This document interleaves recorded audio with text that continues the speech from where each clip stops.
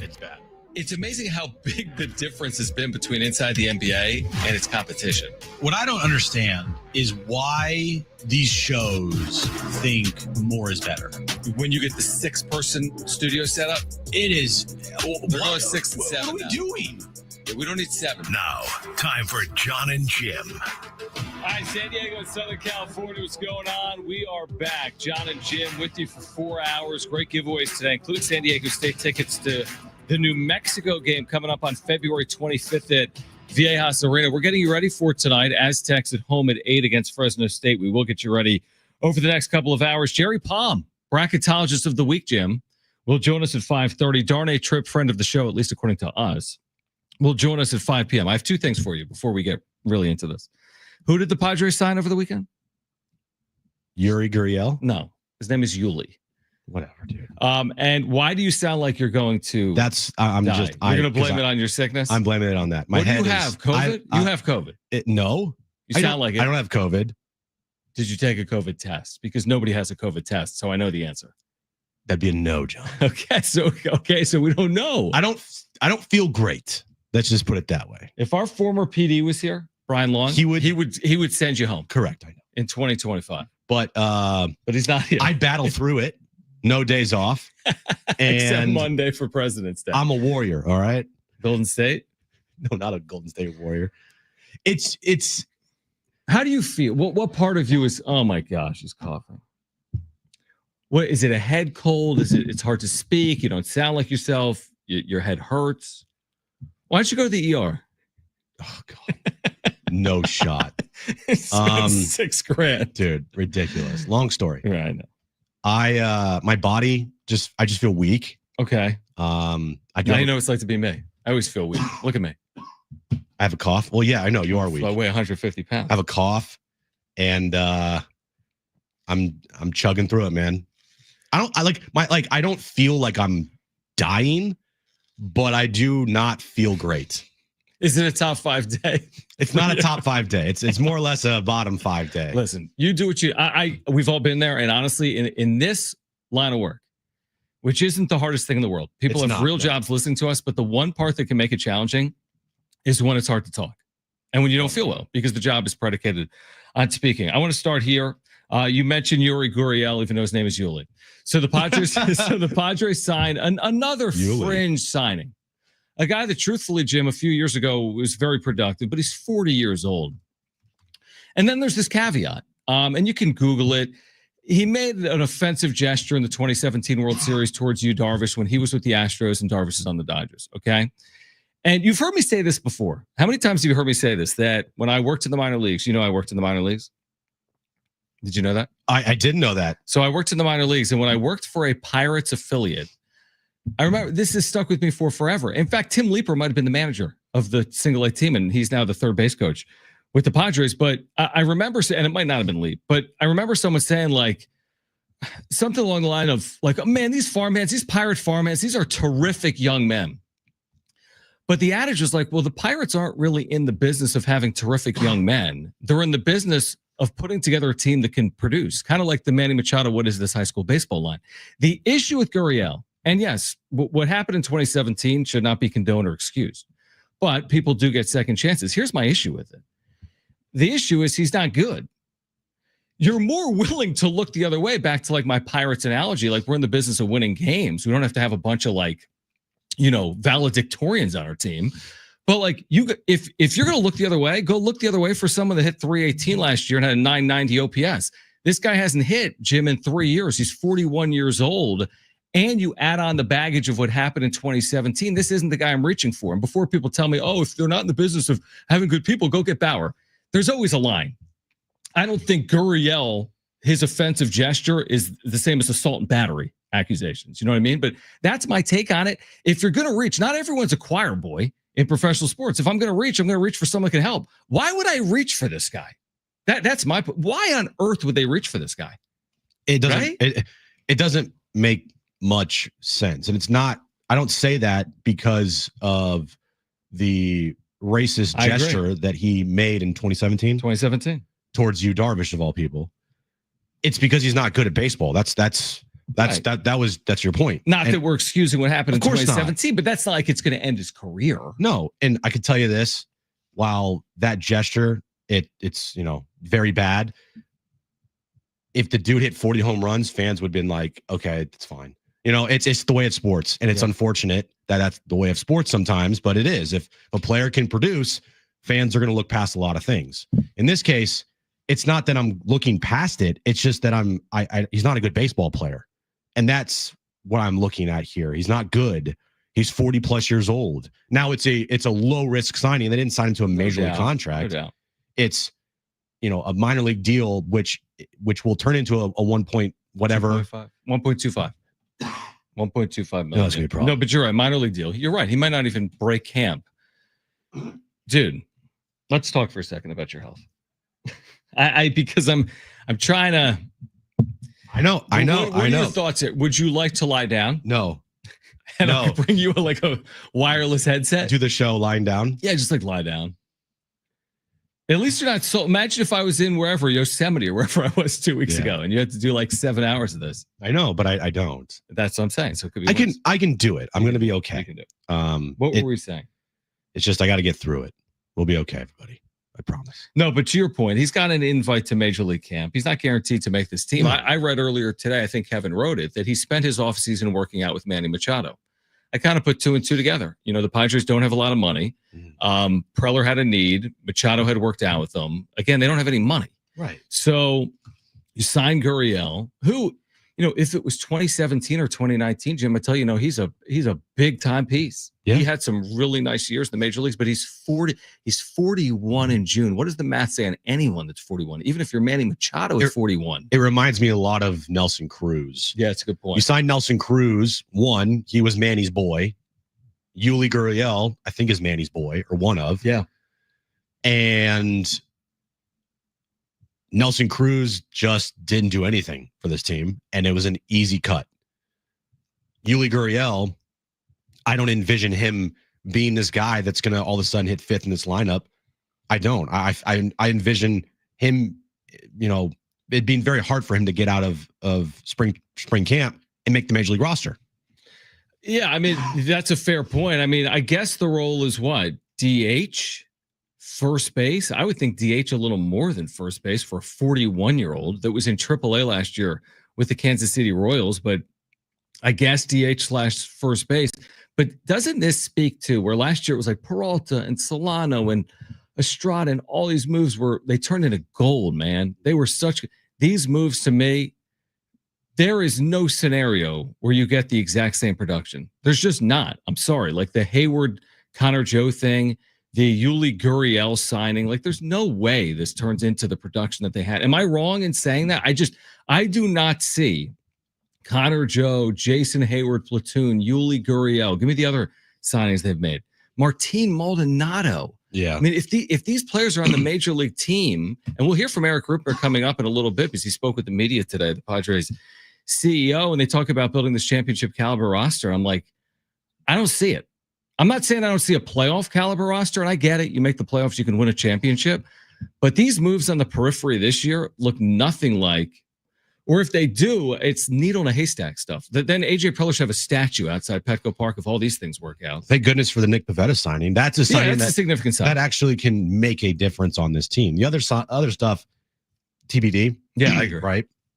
And for me, Yuli Gurriel, this might be a problem. Could be. Dude. Well, okay, first of all, what do you do in these situations? The show has just started. It's 4 hours long. We haven't been here since Friday. We have a million things to discuss related to the Padres and Greupner and the Aztecs and Jerry Palm and Darnay Tripper during the show. You can't even speak. You're trying to get around it by drinking blue Gatorade. I don't know if that's the elixir today or not. It's my throat gets dry. So when I talk and I breathe in air. Is it because you took 6 different nasal type medicate? You took the allergy. I took a bunch of stuff. Yeah, I took a bunch of stuff. Yeah. I was going to say this. Yeah. All right. If every fan out there wants every player on their favorite teams to be the most model citizens on the planet, not going to happen. It's just not. Now, it doesn't excuse any actions that these people do at all.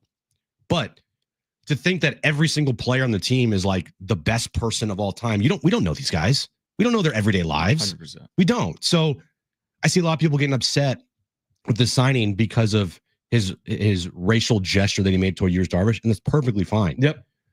But I look at it from both sides, like that. Okay, but also he's not good at baseball, and because he's not good at baseball, that's where I'm like really scratch my head over this. Well, that's why I'm like, okay, so I heard in the reporting. Don't break the equipment, please. I heard in the reporting that Preller reached out to Yu Darvish on 3 occasions. And Yu Darvish, to his credit, has been nothing but gracious throughout this process. And by the way, immediately accepted Yuli Gurriel's apology in 2017. Gurriel was suspended for 5 games the next year.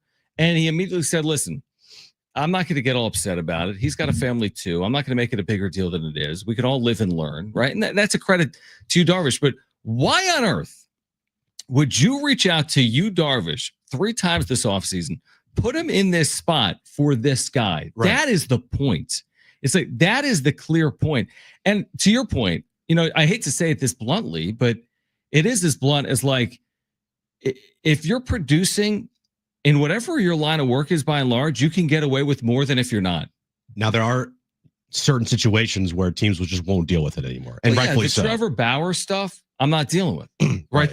The Urias stuff. Yeah. Again, when we're talking about assault and battery, like crossing over a red line, I don't care if Trevor Bauer can help this rotation.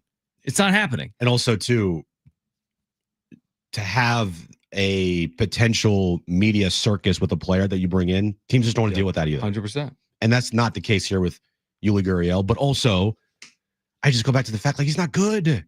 He's not good at baseball. That's the point. So why even put Darvish in? Why would you call Yu Darvish, who just spent 3 months last year dealing with a personal matter, who's about to be 40 years of age, who's done everything you've asked of him throughout his Padres career? Why would you put him in that spot? Like, is that the risk reward of it? Is his value that significant that you're potentially rocking the boat? And it's probably not rocking the boat, to Darvish's credit. I'm sure they'll communicate on it. I bet Gurriel and Darvish will speak on this. And I bet it will be complete water under the bridge cliche stuff. I'm sure of it.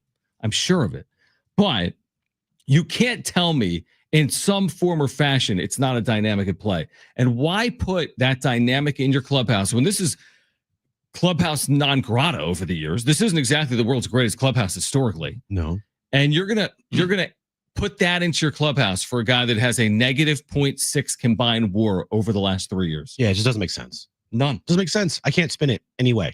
I can't. Like, oh, well, he's a vet. I don't care. You have plenty of vets on this team. The whole team is vets. This is not a young team by any stretch. This is actually one of the older teams in baseball. You have plenty of guys on this team that have had a lot of success in the big leagues, have been to World Series, have been to All-Star games. Like, you don't playoffs. You don't need another vet here in Yuli Gurriel. You just don't. I don't know. I'd much rather have a young player get an opportunity to make the team over Yuli. Completely. But it again, it just doesn't make sense. I think it also maybe speaks to their system that they don't have that young player readily available to them right now. All right, on the other side, we'll hear from Erik Greupner, who spoke at length at the media earlier today, including on the possibility of the Padres being sold or relocated. You'll hear directly from Erik Greupner on the other side. Jerry Palm, CBS bracketologist at 5:30. Darnay Tripp at 5 p.m. Aztec basketball tickets against New Mexico for next week. We have as well. Stay with us. It's Jon and Jim.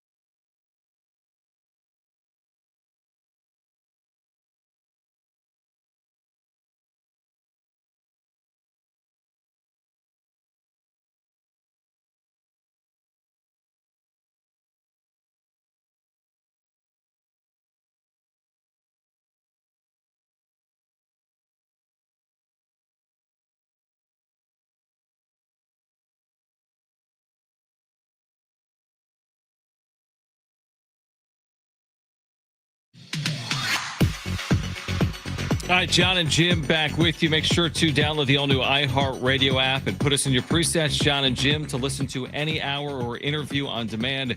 And San Diego Sports 760 if you want to listen to the show live. So download the all-new iHeartRadio app. We do have Aztec basketball tickets to give away. We're also getting you ready for the Aztecs tonight against Fresno State after a big win on Saturday that we'll get into throughout the course of the show. But we do have Aztec basketball tonight at 8. With pregame coverage beginning at 7. Now, at the break, Jim has gotten a Slim Jim, maybe? What did you get at the break? I got hot water. Smart. I like that. There's no tea in the break room, so I just had to go hot water. Okay. We'll see if it works. So far, not necessarily. I don't know. I've taken 3 sips. Okay. But no, it's smart. Honestly, that's just drink fluids. Hot fluids are good. Hot water might be the best course of action here. Cold water, like a cold Gatorade, nah. When did you get sick? Was it today, yesterday? No, it was actually Sunday. I started feeling like crap. Must have been the All-Star game. And then yesterday, I was just like, oh, this sucks. And I pretty much tried to sleep most of the day. I did some errands. I had to go to the store and everything. But I tried to sleep most of the day. And my body is just like really like dead. But other than that, everything's great. Oh, it sounds good. Yeah, everything's fine. And then my cough, it's like a post nasal drip. You know what those? Oh yeah, those are awful. It's terrible. It's brutal. Terrible. So, I apologize to everybody out there, and we'll try to get through this together. All right, as Jon rolls his eyes. All right. So Erik Greupner spoke on a variety of topics today. Typically on the first day of spring training with position players, you'll hear from like. Back in the day when Peter owned the team, Peter Seidler, maybe with Erik Greupner, or Eric Hatsenda last year, or maybe in the future, John Seidler. But today it was just Greupner on an island, so to speak, because John Seidler is chairman, but not officially chairman, yada, yada, yada. So it's all Greupner today. He did mention, though, that John will speak at some point in 30 days in either the middle or the beginning of March. Right. Whatever. So he was asked about a variety of topics. I mean, the topics we have consistently hit on all offseason, right? The lawsuit, the CBT, salary, moves, the desire to bring a championship to the city of San Diego. But first and foremost, because this all started with the lawsuit, are the Padres going to be sold? Are the Padres going to move? This was Erik Greupner on that subject of a sale or a move earlier today. I have been told multiple times that the team is not for sale and will not be sold. The Seidler family has viewed this team as a generational asset. Peter spoke about that. The rest of his family has continued to speak about that. This team is not going to be relocated. This team is not going to be sold. The commitment remains to keep this team in the current ownership that it's in right now and continue to run it the way we've been running it. All right. So pretty definitive. They're not for sale. They won't be for sale. Generationally should be in the Seidler family, and they're not going anywhere. Also, what did you expect him to say today? Yeah, we are moving to Pensacola, Florida. We will be for sale. Right. Things change. And he doesn't own the team. No, Erik Greupner's not on the team. He's the CEO. Yeah. And for how long, we don't know. He could leave tomorrow for an NFL job. So you're saying it's not up to him whether the team is sold or not. And that's 100% accurate. Right. And even when and if John Seidler comes out in the beginning of March or whenever he speaks and says those exact same words, they're just words right now. I've always thought that down the line, if this thing continues to get ugly as it is, there will have to be some type of course of action. But again, Erik Greupner, I understand the question has to be asked, but he doesn't have that answer for you right now. Yeah, 100%. I mean, here's what I would say, because we'll hear from Greupner a lot this hour, and I'm sure we'll hear from him throughout the course of the show. I thought he did a fine job. I thought Erik Greupner sounded a lot like Erik Greupner. I did too. He's very buttoned up and polished. I don't know if that was exactly the person I needed today. I feel like if I was in his shoes, I would have been the same way, but that's kind of who I am. But I felt like today I needed maybe a little bit more like speaking directly to the fan as opposed to speaking to the media all buttoned up, if that makes sense. Like I needed more of Jim today than John. I feel like Erik Greupner, and this is just who he is. It's not, I'm telling you, I would have been the same way. It almost was like he was trying to come up with perfect sound bites all day long. Just make it sound really good. And I think if that was the goal, it came across as such, but I didn't feel as if he was really appealing to like the heartstrings of the fan base today with his answers. Oh, you don't think he was ready for all these questions? No, he was 100% ready. He was, to his credit. I look at what he said today as kind of like stuff we already know. I think they're never gonna talk about payroll. They're never gonna talk about transactions. They aren't gonna talk about this lawsuit. They're only gonna hype up John Seidler, as they should. Mm-hmm. And I think the excitement of the start of spring training kind of puts everything that has been going on this offseason to the side. I really do. I think fans are just now more excited than they were worried. I mean, if this is a month ago, everyone's freaking out. Yep. And today, it's the complete opposite. So, like, I get it from that standpoint. You want to hear something maybe more or speak to the fans, but I don't think anything he said today would have mattered because guess what? Manny Machado's in the backfield hitting BP. No, you're right. I guess I don't know. Sometimes he's too polished for me. And that's coming from a guy that kind of, again, I can get criticized for being too polished. All right. So here was more from Erik Greupner. And he touched on, you mentioned John Seidler. And again, what are you going to say? He's ultimately working directly for John Seidler. This is Erik Greupner asked what fans can expect from John once he assumes leadership of the Padres. No change. Goal remains the same. You know, we have had a long-term plan that was set years ago that we've been executing against. And that's to put a consistently winning team on the field that's capable of making the playoffs and competing for a World Series championship. John embraces that goal and is going to step into a role as the chairman that's going to continue to lead us towards trying to accomplish that goal and put every resource we have into trying to accomplish that goal. So nothing changes. Our leadership's going to remain the same. You know, we've got a long tenured leadership group here involving AJ, myself. AJ's been here 11 years. I've been here 15 years. You know, Mike Schilt now going into his second year as the manager, but he's been with the organization longer than that in an advisory role. And so we've got a lot of stability as an organization, and that's going to continue, and the goal is going to remain the same. Yeah, of course he's going to tout how this organization is stable and one goal, one mind, one vision, which is winning a World Series. And I frankly have no problem with it. I really don't. When I saw the other day that Erik was tabbed to speak, I did think that was interesting. And then he relayed why John hasn't spoke and when he will speak. So I'm more interested in when I hear from John than I heard when we heard from Erik today. But one of the things, I don't know if we have it in there, it was when he talked about the TV deal. Did you hear that? I did hear it. I didn't put it. What about the Saturday package of games? Yeah, there's about the revenue that they're kind of lacking. Yeah, that was like the long end of it. It's a long worded It was a long answer bite, of him basically saying we are behind the 8 ball when it comes to other teams and as far as revenue goes for a television deal. And I thought it was good that there was a little pushback there of like, hey, yeah, it's great for the fans because, you know, they can watch these games and there's more opportunity to have more fans watch. But at the same time, like, you guys need some money. And he's like, yeah, we're behind the 8 ball. Yeah, and he also mentioned the fact that they're in one of the smaller markets. Like, you're starting to hear the things you would never hear under Peter. I never heard about the size of the market or the size of the TV deal. It was whatever it takes to win, and now they're signing Yuli Gurriel. So you can say whatever you want. It's the actions louder than words. Yuli Gurriel, Connor Joe, Jason Hayward, Martin Maldonado. Sell it any way you want. Those are the facts. We'll hear more from Erik Greupner on the other side. We're here until 6 p.m. Aztec basketball tonight at 8. We have Aztec basketball tickets to give away. Stay with us on Jon and Jim.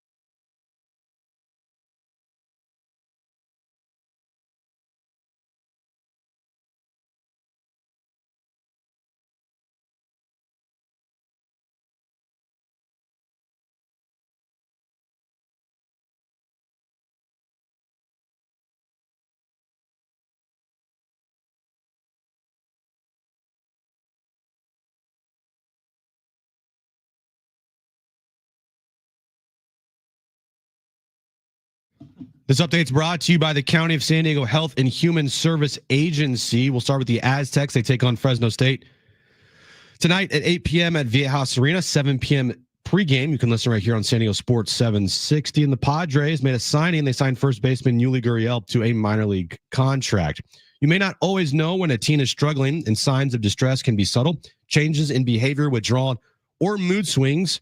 Get trained to help at 24/7 by calling or texting 988. Brought to you by the County of San Diego Health and Human Service Agencies. All right, we have Aztec basketball tickets to give away for next Tuesday. Is that right? Yeah, next Tuesday, San Diego State, New Mexico. Massive game, second to last home game of the year. We'll give away those tickets coming up in the 4 o'clock hour. We've got some tickets to see Dirks Bentley that we'll give away here today as well. So stay with us on Jon and Jim. Darnay Tripp will join us. Jerry Palm, bracketologist from CBS, will join us as well. So this was the big Erik Greupner day, Jim. Everyone's excited, right? You got like Kevin Acee, our Padres insider there. Yeah. Who else you got? Everybody. Marty Caswell's in the building. Yeah, everybody's in the building. Who else was in the building? Dennis Lynn. Alden Gonzalez was there. Alden Gonzalez. He just posted something at ESPN.com. Yeah. So everyone was there and everyone was excited. And Greupner was asked a lot. I mean, they tried keeping his feet to the fire. I think he did a nice job. Let's hear more from Erik Greupner. He was asked about the challenges with the salaries going up, and also asked about when we'll hear from John Seidler. Let's take a listen. Yeah, our payroll has gone up significantly year over year, and we have been pursuing a long-term plan that was set several years ago, and we're continuing to execute against that plan, and we're exactly where we had expected to be from a payroll perspective going into this year, and we feel like we're at a level, likely end up being a top 10 payroll in baseball that is sufficient from a resource perspective to go out and win a World Series championship. And that's a commitment that we've made for several years now to our fan base, is that we would consistently put a team on the field that could compete for the playoffs and a World Series championship. I know that was important to Peter and remains important to us as an organization, that we put a team on the field year in and year out that can compete for a World Series championship. So to your point, I feel like we have the resources, the level of payroll, the veteran leadership, and a lot of great young players that are contributing early in their career. And I think we have a team like you saw last year that's capable of going out and accomplishing our goal. No offense to you, but Yeah. usually there's someone standing next to you. Mhm. When might we hear from him? Yeah, so John Seidler was approved by Major League Baseball as our next control person, and will become the chairman after the passage, as it's been reported by you and others, of a 30-day period. So you'll hear from him and have an opportunity to ask him questions, get to know him better before opening day. Once that 30-day period is passed, that'll be early to mid-March. And we're incredibly excited to have John step into that position. He's been part of the ownership group since 2012. I've known him for 13 years. I've spent a lot of time with him at Padres games and in Padres ownership meetings. And he's got a love for San Diego. He's got a love for this franchise and a love for baseball. And he's excited to step into that role and continue what his brother Peter was leading for so many years for the ownership group that he's a part of, and ultimately deliver that World Series championship to San Diego. Man, he hit the keywords right on the Didn't he? nose. That's what I'm saying, man. Keywords on the nose. Loves the Padres, loves the city, World Series. I'm gonna need to hear from John. Like, I no disrespect to Erik, I just gonna need to hear from John first, because that's who matters. Sorry, Erik. Like, it's the fact that, and no disrespect to Erik, but you're the CEO of the team. You're not the owner. You're not the person writing checks. And the fact that he's the one out there answering all these questions it's not fair to Erik, because he's got no answers for anybody. I mean, he is towing the company line, and as he should. And I'm not saying it's fair to compare them solely to the Dodgers in this pursuit of a World Series, but can there be a wider disparity? Like, how can you go out there and be like, we have the resources necessary, and your first move is Elias Diaz, and then Connor Joe and Jason Hayward and Yuli Gurriel. Now, Nick Pivetta, I give them credit for the creativity, but this is a pitcher that's a tier below the pitchers they had in Dylan Cease and Michael King from last year. Let's be honest with each other. And then the Dodgers are out there getting, and again, I get it. It's not always fair, and comparing isn't always the best thing to do. But the Blake Snells and the Tanner Scotts and the Roki Sasakis, I mean, you can't have a wider disparity. I'm just looking at two teams in the same division separated by, 100 or 150 miles. It's just, I get towing the company line, to your point. And we got the resources and we have a top 10 payroll in baseball, I guess, because of arbitration. It's not because of Elias Diaz. Mm-hmm. You know what I mean? So it's just, you have Manny Machado. You have Fernando Tatis Jr. You have nice pieces here, but have you made your team better, to your point? And I think it's highly arguable. At this point, now things can change. He'll tinker, AJ Preller. He can make a massive trade. Yeah. He could surprise all of us with a move or two that's still coming. And then I'm going to credit Preller, truthfully, not necessarily John Seidler, if that happens. Go out and win, and that cures mostly everything. Mm-hmm. It really does. I mean, does anybody talk about last offseason now? No. Yeah, because last offseason arguably was worse. Arguably. Because they traded Juan Soto? Well, the passing of Peter. Yep. Then you trade Soto. You make no sizable moves. You didn't have the Dylan Cease trade locked in or the Luis Ariz trade locked in. Those happened right as you're about to get on a plane to Korea.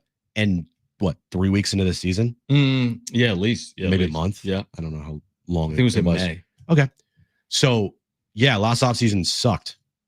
It was awful. They won 93 games. Nobody cares about it. Go out and win ball games, and that cures a lot. And they have good pieces. We talked about this. They have really good pieces on this team. And if Manny's healthy, that's a huge part of this equation. If Manny can go out there and put together an MVP type of season, that's huge. If Xander can have a bounce back year, that's huge. A lot of ifs. Mm-hmm. And if they don't, then there could be problems because the depth of this team still is not great. Again, it's to me, and again, it's not his fault that he's got to, it's February, whatever. So every team thinks they can win now. And I understand that. You should be speaking positively on your organization. What else should he be doing? And he's being asked the questions. He's not just providing answers. He's being asked the questions. The one question that's loomed over the franchise since the turn of the year is the lawsuit. Like this is something that, will it be a black cloud or not? Will it impact their ability to win or not? So Erik Greupner earlier today was also asked about the ownership litigation and if it's impacted them day to day or not. It hasn't. The goal remains the same. It's been business as usual. Really, we've been uninterrupted by the noise outside of the organization, and we've been given the resources we need, the stability we need. Eric Katsenda has been exceptional in his role as the interim control person. It's really important, I think, to know that Eric stepped into that role out of a sense of obligation for his longtime business partner and friend, Peter. And he's been a stabilizing force for this franchise. He's not done it for his own ego or self-promotion, if anything, quite the opposite. But he's come in with a passion and provided really intelligent, hardworking stability and leadership for us over the last year and a half. I've learned a ton from him. And we've been clicking along. Nothing has changed. The goal remains the same. As I said earlier, we have a tremendous group of hardworking employees, players. Leadership remains the same. We're back to try to do what we didn't do last year. I don't buy it. And it goes back to what the brothers retorted to Shield, which is this lawsuit has impacted our ability to land Roki Sasaki.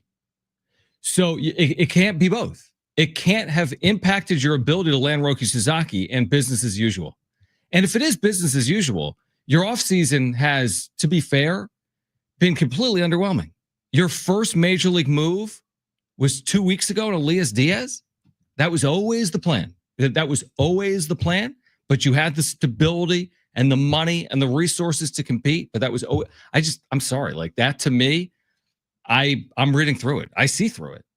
Yeah, I see through it too. But again, what do you want him to say? He's going to toe the company line. He's going to give you the sunshine and rainbows, and as he should. Like that's his job. I'm not saying he should go out there and be truthful and say like, no, behind closed doors, yeah, we're pissed, or this is a problem, or whatever. Because he's never going to say that. Never. You're going to hear everything's great, everything's fine, and what have I already said is actions speak louder than words. Nick Pivetta signing was really, really nice. I like the creativity of it. It's good, and I think that could really help this team to go from like 84, 85 to maybe 86, 87 wins, because now you have a deeper rotation. Mm-hmm. But you can't fool everybody here, Eric. And as buttoned up as he was today, good on him, because that was his job today. You know, he was put out there by the Padres to go speak. And Yeah, you're supposed to give the most glowing representation you possibly can, and he absolutely did that. I mean, again, if it was business as usual, and if that was always the plan, Diaz, Connor Joe, Jason Hayward, Yuli Gurriel, they've made one notable addition. They've made one notable addition, and it was with one of the most creative deals. I mean, they're going to pay Nick Pivetta, $4 million over the next year to be their number 4 starter. All right, on the other side, more from Erik Greupner. Is there a reason why the Padres don't talk specifics when it comes to their payroll? He addressed that earlier today. Again, we'll have Darnay Tripp's reaction to it coming up at 5. Jerry Palm, bracketologist, CBS, will join us at 5:30. Aztec basketball tonight, Jon and Jim.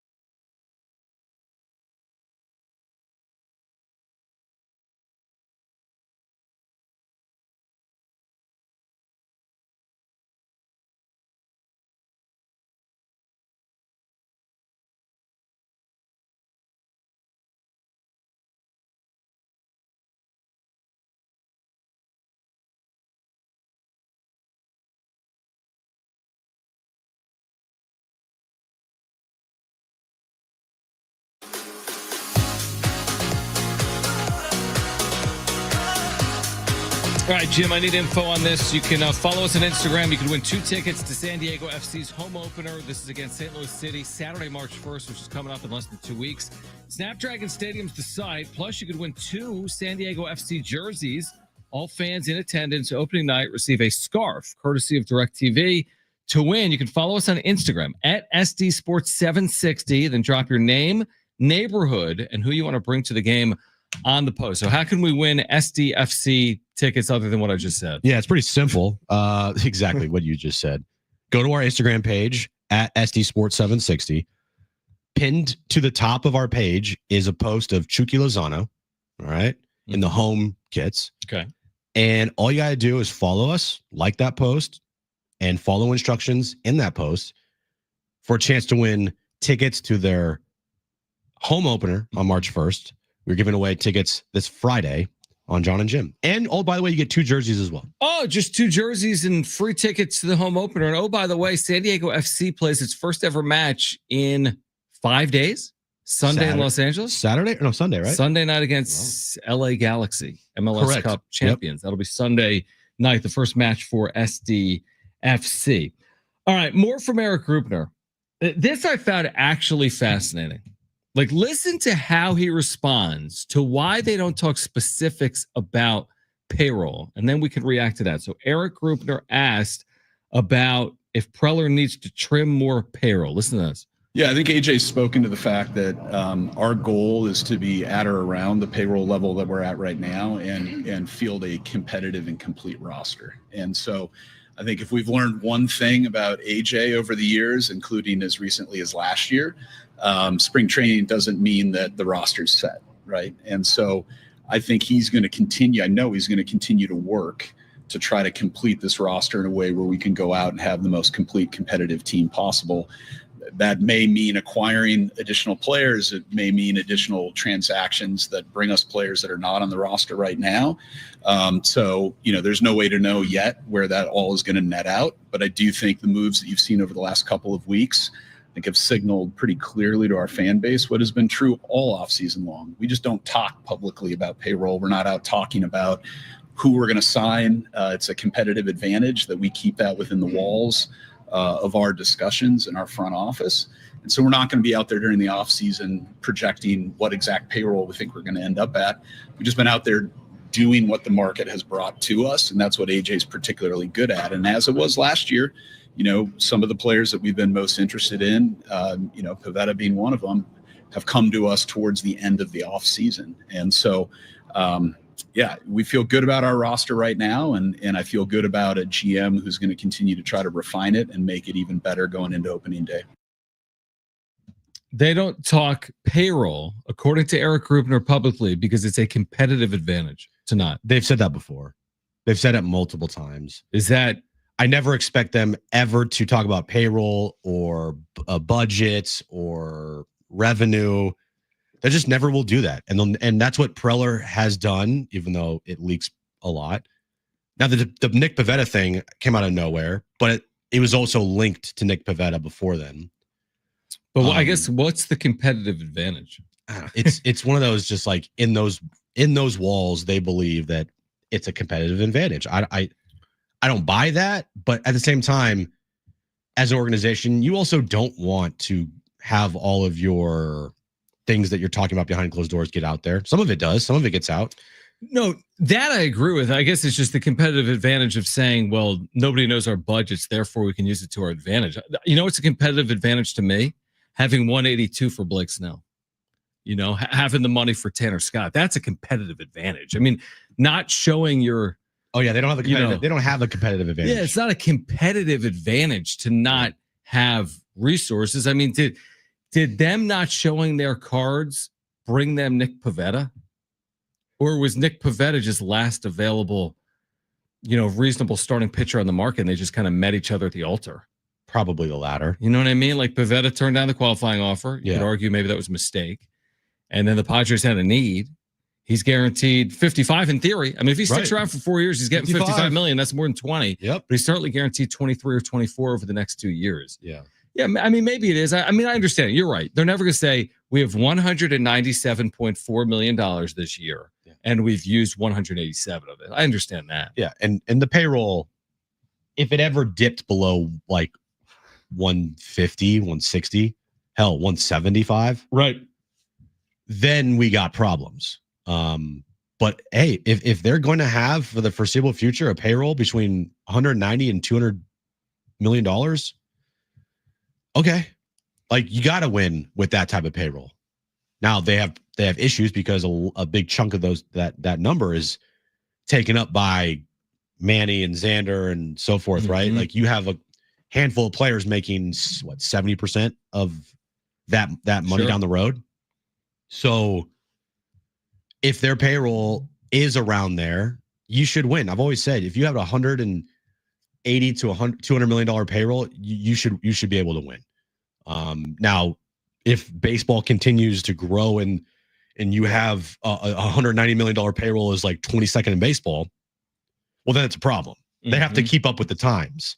And the only reason why they're a top 10 payroll right now is because of the increases in salaries for their arbitration players and guys that are on the roster that weren't making a lot of money last year. And because their contracts, every year their payroll number goes up and up and up, not their CBT number. Right. Yeah, no, that makes sense. So it's not like you're going out and be like, man, we added a bunch of payroll. It's like, well, you didn't.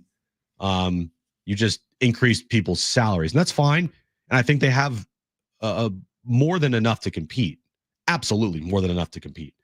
It's do they have enough to withstand a 162 game season? Do they have enough to get over that hump in the postseason? Do they have enough to win a World Series? That's the question that will be asked for a lot of this year. And then I do wonder, like on the other side of Dylan Cease and Michael King and Luis Ariz, do you use that money and do you add to this team on the other side of those deals? Do you keep any of those players? Did you use that money to extend someone like Jackson Merrill? It'll be interesting to see what they do, not just in 2025, but also moving forward, because yeah, it's a crunch. I mean, you can feel the payroll crunch. I think if you're a Padres fan, if you follow this stuff closely in the offseason, if you don't feel that payroll crunch, you're kidding yourself. You see these deals. There's a reason they're quote unquote creative deals. The Machado deal wasn't creative. The Tatis deal wasn't creative. The Bogarts deal wasn't creative. Why? Because they have money. Now, when they don't have money, there's like, what's changed? It's the same GM. What's changed is they're under a payroll crunch. There's only so much money left in the piggy bank. And they knew this was going to happen. Everybody did. Everybody knows that in 3 years, this is probably going to be a disaster. Right? I don't know. I don't know either. I'm just saying more probably than not. Because Manny's going to be what, 36? Something like that. Xander's going to be 36-ish. Right. Joe will be gone. Darvish will most likely be retired. Right. Yeah, Manny turns 33 July 6th. So in 3 years will be 36. And those contracts are, 6 million for Manny or something along those lines, 28 for Xander, 30 plus for Tatis. Right. It's 90 million right there. Mm-hmm. So yeah, it's that's why winning right now is so important. We've talked about that nonstop. And it's also important to make sure Jackson Merrill is going to be here beyond, just this that too. Initial, whatever it is, 5 or 6 years before he's eligible for free agency. All right, much more on Erik Greupner coming up on the other side. Plus, we'll get back to the baseball field. Joe Musgrove has spoken over the last 48 hours on his future coming off Tommy John surgery. Darnay Tripp joins us at 5 p.m. We have Aztec basketball tickets against New Mexico to give away. We've got Jerry Palm, a bracketologist, with us in the 5 o'clock hour. Stay with us on Jon and Jim.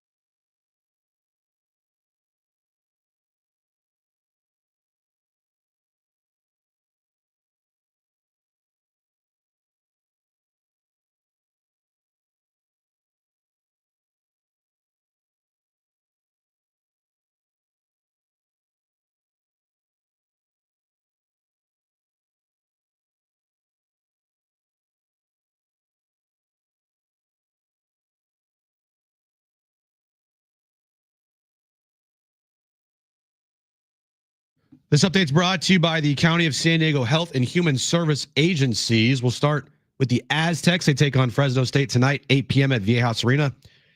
7 p.m. pregame. You can listen right here on San Diego Sports 760. The Padres made a signing over the weekend. They signed Yuli Gurriel to a minor league contract. You may not always know when a team is struggling, and signs of distress can be subtle. Changes in behavior, withdrawal, or mood swings.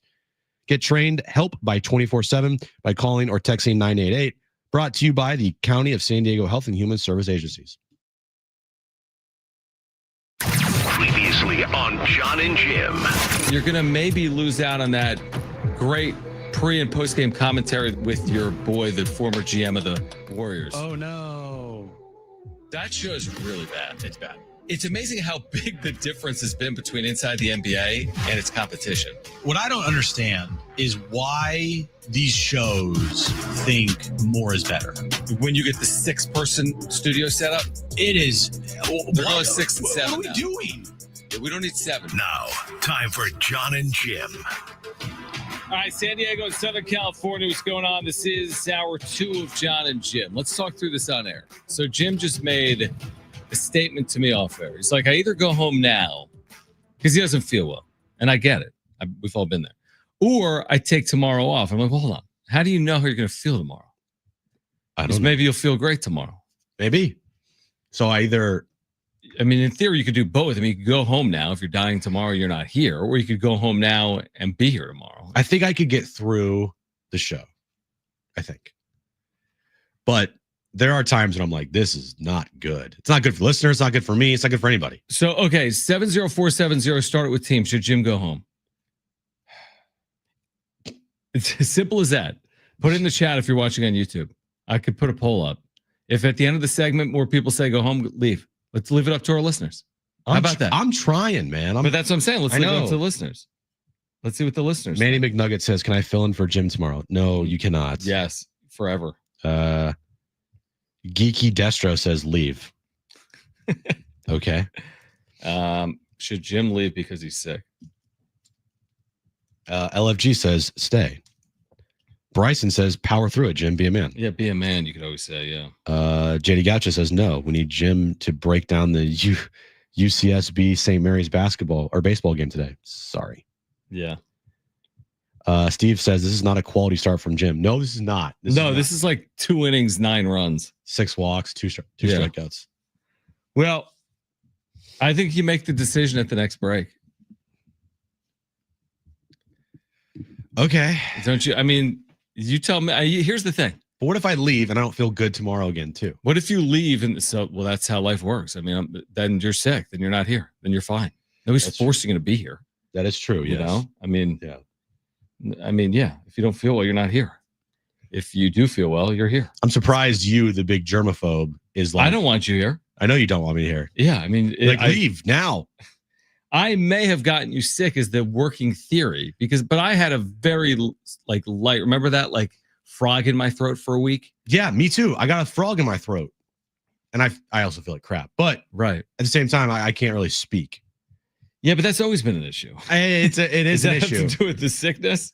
But at least I could, before today, I could still talk. I talk and all of a sudden, my throat dries up and I have to cough. See, Donald makes a good point. Go home, get some rest. You're going to get John sick, and then there will be no show. Oh, that's a good point. There's always that possibility where, you've just gotten me sick, and then we have a problem. Well, we'll see. Stay tuned. I guess we'll find out if Right. Jim's here by listening. A couple of things, because we have San Diego State basketball tonight. They picked up a huge win on Saturday. I mean, just a huge win against Boise State, and they did it convincingly, which helps out their metrics. Now they're back home tonight. What's funny is, as important as Saturday was against Boise State, you could argue tonight's more important because Fresno State is really low in the metrics. So you can't slip up, but the Aztecs are much better off today than they were when we were talking about this on Friday because they beat Boise State at home. It's a quad 2 win for those paying attention at home. And 6 games left in the regular season, Jim. I mean, they're in position to be in position based on what they've done here all season long. It was nice to have a blowout victory. A game where you just didn't have to have the stress of what most of these games this year for the Aztecs have turned into. Mm-hmm.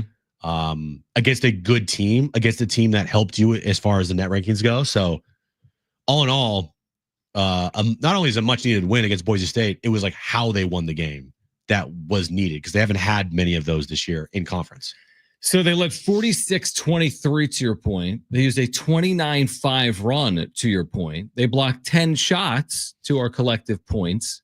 10 shots. Magoo had 6 blocks. Is that good? Against a veteran, big, physical team. I mean, there was a moment in this game where it's like, is San Diego State going to win by 40? Now, to Boise's credit, they made a little bit of a run. It was a 17-point game. I mean, that's not a good result, obviously, for Boise State, but it is for the Aztecs. And, now you just forecast it out here. You still have New Mexico and Utah State. New Mexico at home, Utah State on the road. You still have to avoid slip-ups against teams like Fresno State tonight or, even UNLV on the road. They've already been beaten by the Rebels this year. Wyoming on the road. We know that's not going to be, easy, quote unquote, playing at elevation. But again, you begin to feel it. Like you can put this thing together. If you play well over the next couple of weeks, then hopefully they'll put themselves in a position to get to the NCAA tournament again. If I said 4-1. 4-1 over the next 6 games? Or I would say it doesn't add up. Sorry, 4-2. Depends on who the 2 losses are. I mean, right. I wouldn't feel great. I wouldn't feel bad. If they go 4-2 and lose to New Mexico and Utah State, I'd feel okay about their positioning, but I wouldn't like it. I wouldn't feel great, but you don't want them going 4-2 and losing to Wyoming. Right. I needed some wins over top of your conference. Which means you need them to go 5-1 is what you're saying. Yeah, they need to go 5-1. And you can't have that loss be against Wyoming. You can't have that loss be against Fresno State tonight or Nevada to end the year. Yeah, I would tend to agree. I mean, you certainly can't lose to Fresno State tonight. I'm with you on Wyoming.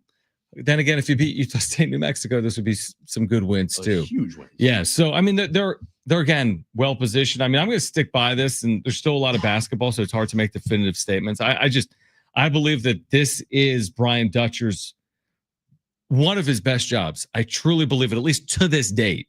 I'm not saying they're getting to a national championship game. That team was different. They had 9 players that were 3rd, 4th, 5th, or 6th-year players on their team. So, nobody's saying this team is getting to a national championship game right in this exact moment. But there were a lot of people that counted this team out when Lamont Butler left and Darion Trammell and Micah Parrish and Elijah Saunders. Jane Ledee wasn't coming back because of eligibility. I mean, their top 7 scorers from last year are gone. And they've beaten Houston and Creighton and so on and so forth. I mean, how could you ask for more is my point. How could you ask for more if you're an Aztec fan? I think it's very hard to do that. Yeah, they've had a couple bad losses. Which couple would those be? Well, I'm not saying like bad losses as far as resume goes, but when you lead by, 17 over Utah State at home? Yeah, I got you. That's what I'm 18. That's what I'm talking about. Not like, they lost to Air Force. Mm-hmm. They haven't had any like a quad 4 loss. No, that's the UNLV home loss. Yeah, that's not great. Right. But other than that, I mean, their resume is pretty good. If they finish this out and they finish out strong, I'd be pretty surprised if they didn't make the tournament, right? Well, I don't think there's a world where they go 5-1 and don't make the NCAA tournament. That's just no. So I see it. I mean, I guess to your point, if it's the wrong loss, like Fresno State at home, which is the quad Wyoming. 4 landmine anvil type loss, then okay, maybe you're playing with fire at that point. Like it's not ideal. They've played with fire a little bit this year. Let's not kid ourselves. I mean, they needed a layup at the buzzer from Wayne McKinney at Air Force. They needed the 17-point comeback against San Jose State. Shoot, they needed a 21-point comeback at home against San Jose State. So that's why my point stands from what we said last week, which is like they can beat anyone, but that doesn't mean they're not going to be in a game with anyone either.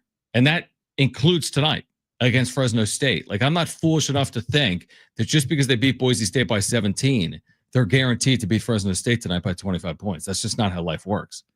Or this Aztec team. Yeah, exactly. Like, it's not about life. It's about this Aztec team. It's not how they work. They are up and down at times, and sometimes they look great like they against Boise State, and there are times they have trouble beating teams like Air Force. Yep. So can they become more consistent? And that's always the biggest problem for a young team. It's consistency. Yes. Yeah. No, you're 100% right. I mean, they are young and they have had some issues with some of that consistency, but it was nice to see someone like Nick Boyd, who's a veteran leader on the team, play maybe his best game as an Aztec, 24 points, hit a couple of threes, didn't turn it over. Miles Byrd had 10 points, I think, in the second half against Boise State. Nick Boyd is. I love me some Nick Boyd. Yeah, me too, man. Me too. So hopefully that continues for another month plus. But man, it's all coming. It's all coming here. I mean, the Mountain West tournament's in 3 weeks, and Selection Sundays in maybe less than 3 weeks, but roughly 3 weeks, quick. And then Selection Sundays in less than 4 weeks. And I mean, yeah, it's exciting times. And then there's and we'll get into it with Jerry Palm. There's UC San Diego. They've had a great year as well. So we'll get into it with Jerry Palm coming up at 5:30. Darnay Tripp is going to join us at 5 p.m. There's a lot to get into, whether it's the Padres, it's the start of SDFC, bracketology. We've been talking about Erik Greupner here today. There's much more going on, obviously. I mean, position players reported. Manny Machado says he's healthy, right? These are the things that people say in February, and we'll see if it is actually true or not. But we didn't say it last February with Manny Machado. Like, is he going to be in the field? Is he going to be healthy? When's he going to be fully healthy? So there's some encouraging things in there with these players reporting. Tatis, again, doesn't have a broken leg this time around like he had last March. So there's some encouraging things in there with the position players, including Manny Machado, who's quote-unquote healthy heading into the year. And that's a huge part because Tatis was injured like off the jump last year. Yeah. Manny coming into spring training was injured. He wasn't even starting in the field right on opening day. Now he's like fully ready to go, no limitations. And it's been a while since Manny's had that. Mm-hmm. So yeah, I mean, going into the year fully healthy is huge for this team. Yeah, no, I would agree. And again, the way he finished last year is encouraging in itself. It would be one thing if he had a down year completely, and then he's like, well, I'm fully healthy. I'm like, well, you're going to have to prove that to me because I didn't see it in 2024. But I did see it because in the second half, he looked like a vintage version of Manny Machado. Yeah, you get that Manny Machado for an entire year, you feel really good about your chances. Yeah, 1,000%. As Manny goes, the team goes. Yeah, and then if we get Fernando, again, you kind of forget, as good as they were in the second half, as good as they were as a team last year with 93 wins. I mean, Fernando missed a lot of time. I don't even know how much time it was. A lot. He didn't play 100 games, right? Let's take a look at that. I don't think he did he? It felt like he was out for months last year. And I think he was out for months last year. He played last year, somehow 102 games. So we missed by 50 in that stretch because then there were another 10 games, but that just maybe comes with the season. It felt like it was longer than that. I guess at the end of the day, that wasn't the worst possible outcome because he still played 102 games. It's not nothing over the course of the year. He still was able to post an 833 OPS. His WAR was only 2.5 last year. Now, again, he only played 2/3 of a season. But he caught fire at the end of the year. Right. He was on fire. And you're always just thinking to yourself, like, man, can you just put it together a full season like that? That's right. Yep. That'd be great. That'd be really nice. Really nice. And he was unbelievable for 2 or 3 or 4 of those playoff games, right? Yeah. Atlanta, LA. He was the hottest hitter in baseball. He had 2, 3, 4 huge games in the postseason. It just was not enough to carry them through because of what happened in games 4 and 5, because collectively the offense went cold. All right. The poll here on YouTube says you should go home. So let's see. Okay. Now it's only 41 votes, but 71% of people say you should go home. If I go home, there's going to be like, oh, Machado and Tatis part of a 6-team deal that includes the Chargers moving to San Diego. Yeah. Oh, that's a pretty big story. Yeah. Is that what you're worried about? You're going to stay here because you think something big is happening? No shot. What if Dylan Cease throws a no-hitter in the backfields? He already did. You know that? Today he threw one. Man. There's nothing like backfield BP pitching fielding practice content. It's incredible. 559 says, pertaining to Jim being sick, I posed this question: what would Manny do? 619 says, bring Marty up from the bench. I wish. 760 says Jim should definitely go home at 6. At 6. It's 619 10-day IL. 619 go home. 949 Usher, good job. We could get Usher in here. Wally Pipp, boom. Probably not. Maybe his camera would work though if he was on the show. My camera works. Look, that's great. All right. On the other side, we're going to hear from Rob Manfred. We're not going to hear from him, but he's reacted to the Dodgers spending. Is he on board with the way the Dodgers have spent the last 2 off seasons? We'll hear from Rob Manfred. Coming up next is Jon and Jim.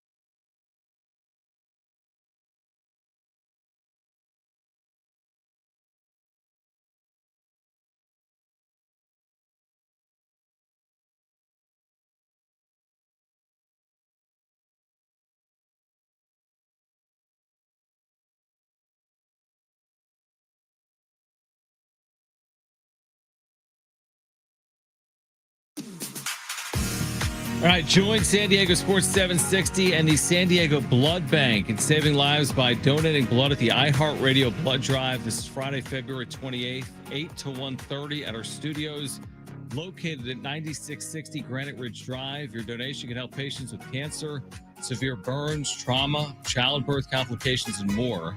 One donation can save up to 3 lives, and all blood types are needed. The first 50 successful donors will receive a pair of tickets to see Kane Brown. This is March 13th, or a pair of tickets to see Kelsey Ballerini.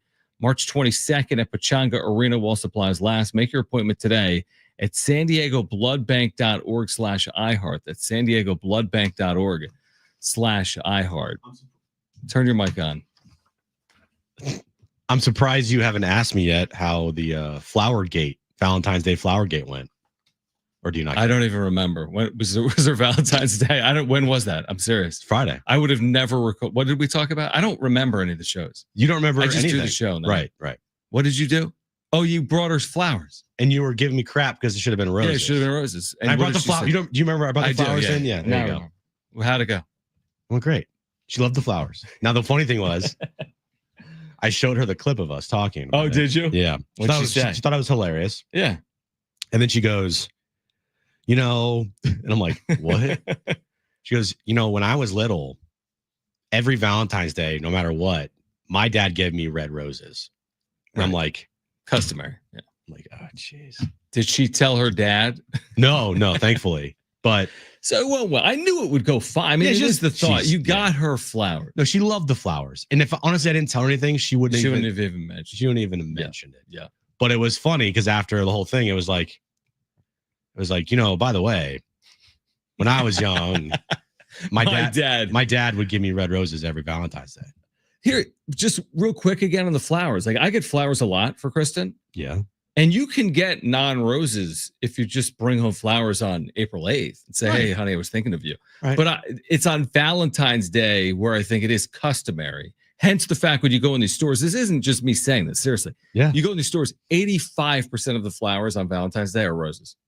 Correct. No, I think there's money in roses. I failed to realize that in the moment that, oh wow, there are way more roses here than there are regular flowers. Here's the thing, you got plenty more Valentine's Days. Yeah, we're good. If you survive this sickness. Right. If I survive and I make it to next year's Valentine's Day, then the red roses are the way to go. Now, the new working theory on you being sick and being here is that you're going to leave at 4. Potentially. There was some talk of Jim leaving at 4. Yeah. Now, what does that help you accomplish? You're here for a couple hours. But you'll miss the bracketology interview. You're going to miss bracketology. All of your hard-hitting questions. You'll miss Jim's back page. You'll miss Darnay, and we will be absolutely killing you. I know. Yeah. I know. Right. My working theory is I don't want to leave you hanging.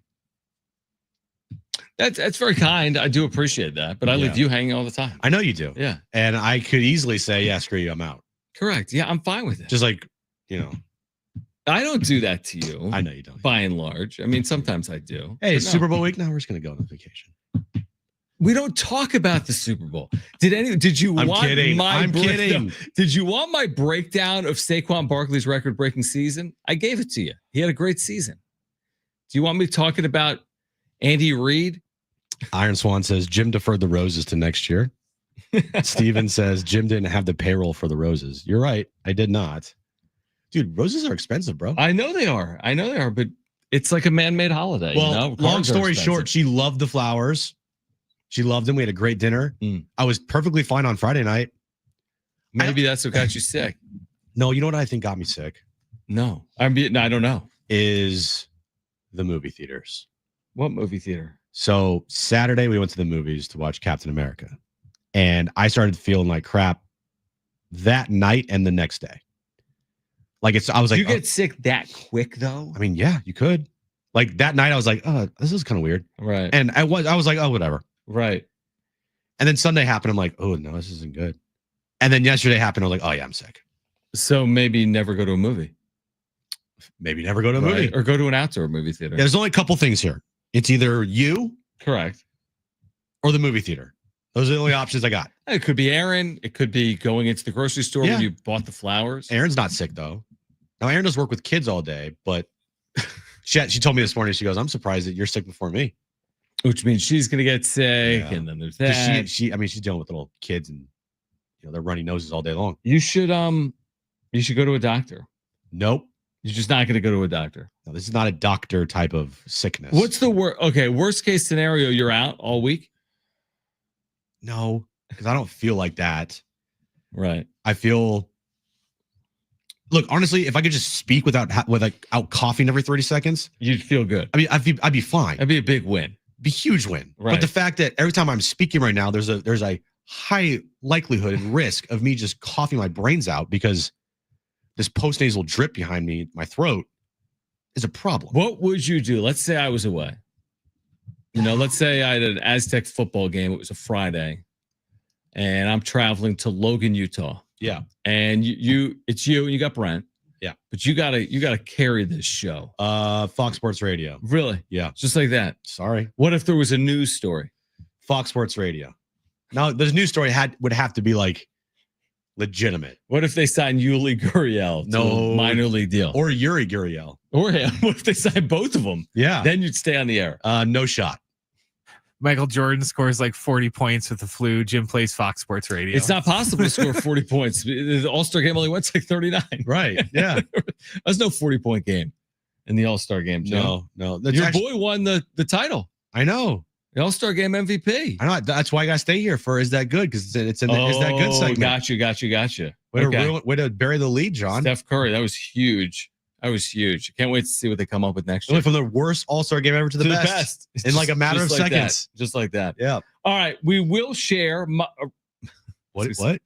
We'll share Mob Manfred's thoughts Mob Manfred. on the Dodgers spending on the other side. What a great day. Listen, I'm fine. I know you I are. feel great. That's I great. can do the show until midnight. In fact, I will because I'll be out at the BAS Arena. Exactly, yeah. All right. So we'll hear from Rob Manfred on the other side. Also, is Joe Musgrove going to return in 2025? I told you this was a possibility. Is Joe Musgrove going to return in 2025? We've got Aztec basketball tickets to give away. Darnay Tripp, Jerry Palm on the show. Stay with us. It's Jon and Jim.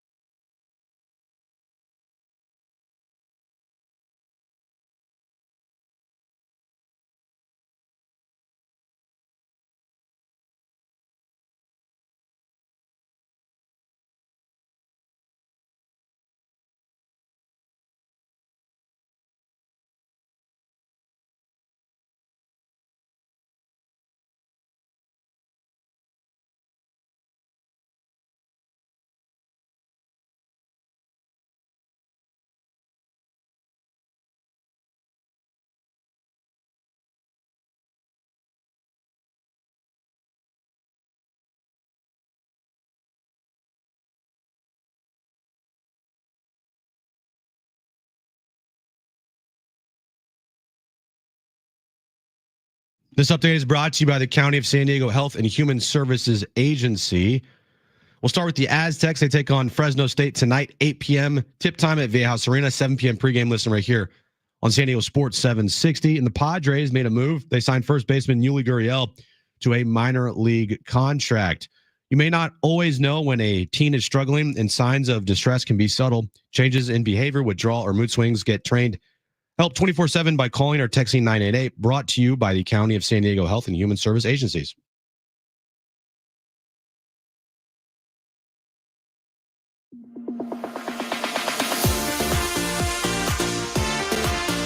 All right, Jon and Jim, really Jon and Sick Jim, with you until 6 p.m. At least the show will be with you until 6 p.m. We have Aztec basketball tickets for a week from tonight to give away against the University of New Mexico. We'll do that in the 4 o'clock hour. We have Dirks Bentley tickets we'll give away this hour.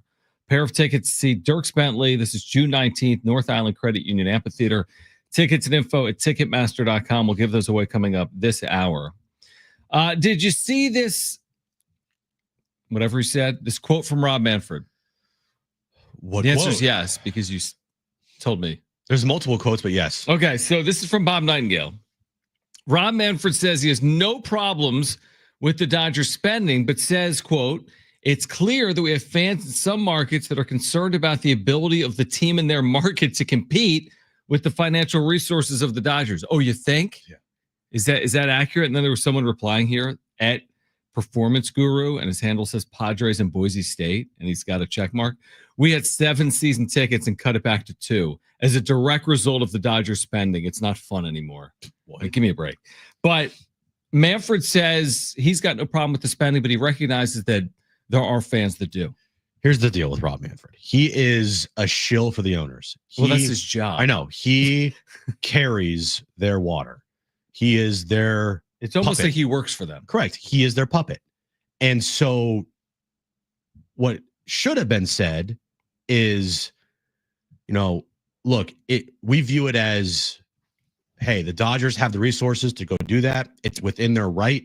And every other team in baseball has resources as well. And we would like them to use those resources on their teams. And it's unfortunate that fans of smaller markets get penalized because these owners don't go out and spend money. He'll never say that. Mm-hmm. But that's the truth. Is you look at small markets and you look at the Pittsburghs of the world and you look at the Marlins of the world, and they didn't spend any money this offseason. Now the Cardinals didn't spend any money either. Are they in a big market? I mean, they've got the most World Series in the history of the National League. Yeah.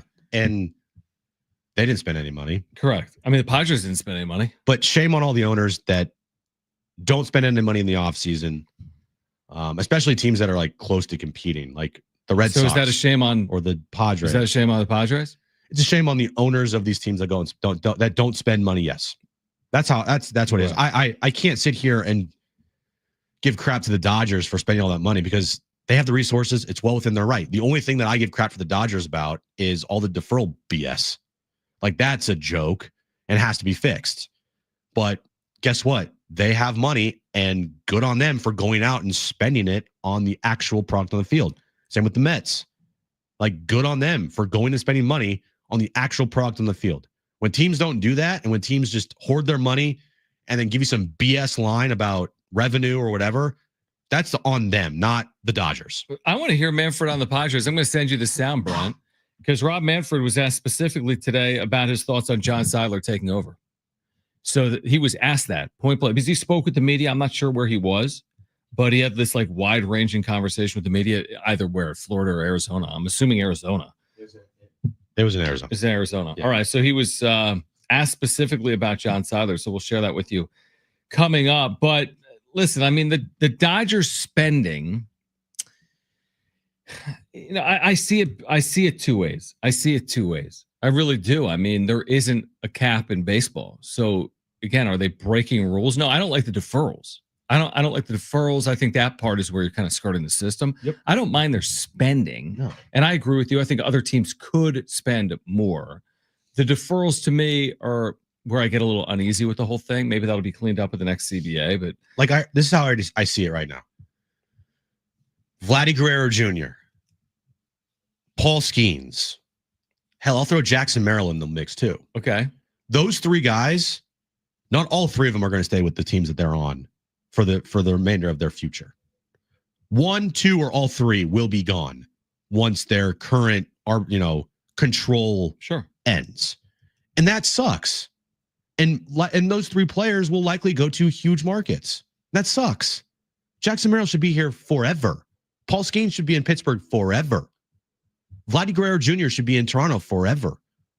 And it's a shame that in baseball, particularly, when you have a player that you develop through your system, that you draft, who becomes a star, at the end of that control of that player, the likelihood of a small market team keeping them isn't high. And that's a joke for your sport. You got to put some system in place where it makes the team, it has an advantage to, Paul Skeens should stay in Pittsburgh because of an advantage the Pittsburgh Pirates have to re-sign him. Vladdy Guerrero Jr. should stay in Toronto because of an advantage. Same thing with Jackson Merrill. These players should be able to stay with their teams long term, and the team should be able to sign those players long term. But right now, the odds of that happening are very low. You hear Vladdy Guerrero Jr. today? He said every other team has the same chance to land him as Toronto. Yeah, he's not staying with Toronto. No, he's not. Paul Skeens isn't staying with Pittsburgh. Right. Now, I do have a good feeling about Jackson Merrill staying long term here in San Diego.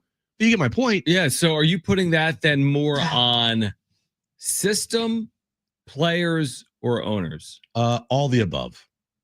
The system says you should be a free agent because look what free agents are getting in the market.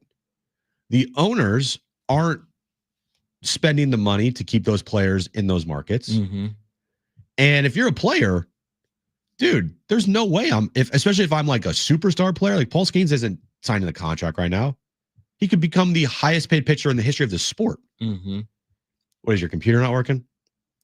I have an idea. My internet's not working. Well, my internet's worked great. I blame your sickness. You can still see me? You're frozen. Right. Buy a new computer. Restart. My 30-year-old computer is better than. Yeah, but your 30-year-old voice isn't. No, that's also not good either. 36-year-old voice isn't working. I'll restart. If I leave, it's going to be I might as well just end the stream. No. Everything's fine, dude.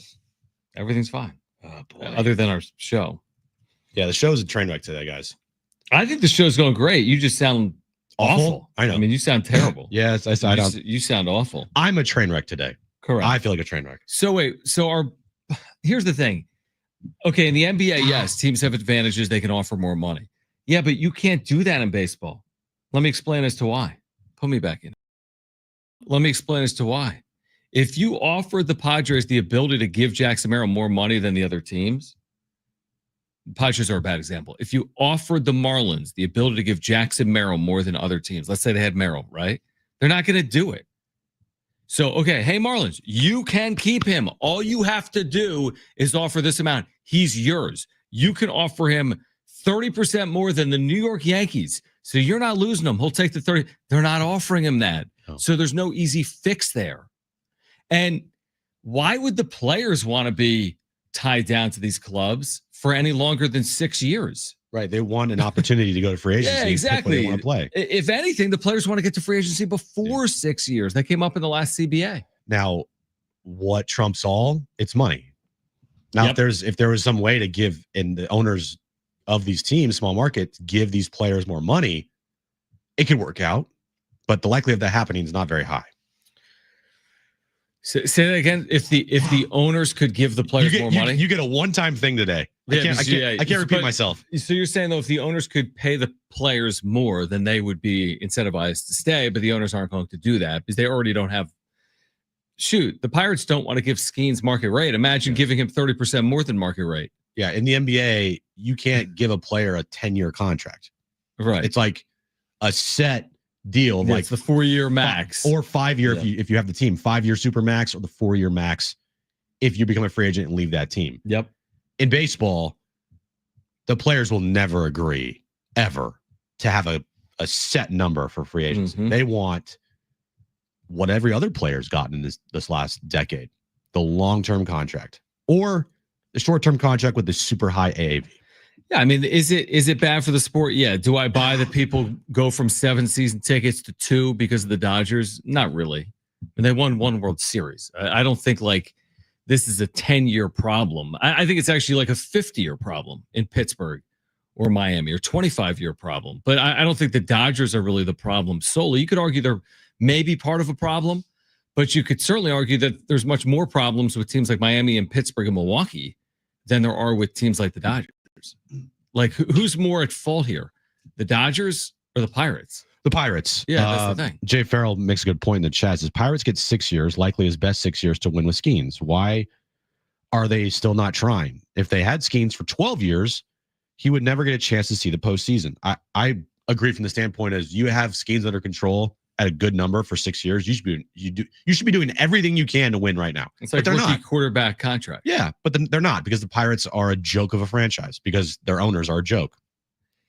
Yeah, I don't know the full. Honestly, I don't know. I know this, that in the NFL and the NBA, a lot of the TV money is distributed evenly, and in baseball, that doesn't exist. So that's the big difference. The difference is the Memphis Grizzlies have the same TV money as the LA Lakers. The Green Bay Packers have the same TV money as the New York Giants. And the San Diego Padres have pennies compared to the 20s that the Dodgers have. There's the issue. So until that's figured out, that issue will exist for forever. We'll point at the Pirates and the Marlins and the Brewers. It doesn't matter who we point at. Until that's figured out, until the money is distributed evenly, you'll have the haves and the have-nots in baseball.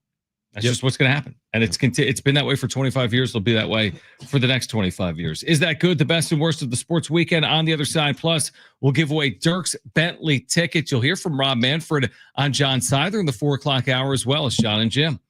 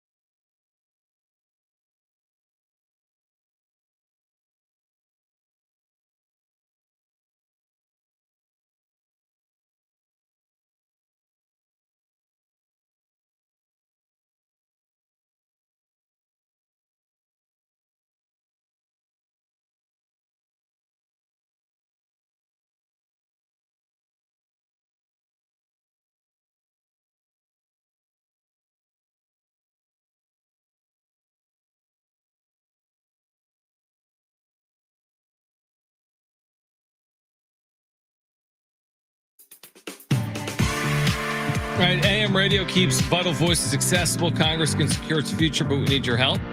Text AM to 52886 now to support keeping AM radio in cars. Tell your members of Congress to pass legislation now and keep AM radio in cars. Standard message and data rates apply. Listen to this, Jim. 619 says blame the players. Players are way overpaid in the system. Okay. Salary cap and salary floor solves the problem. Players won't agree.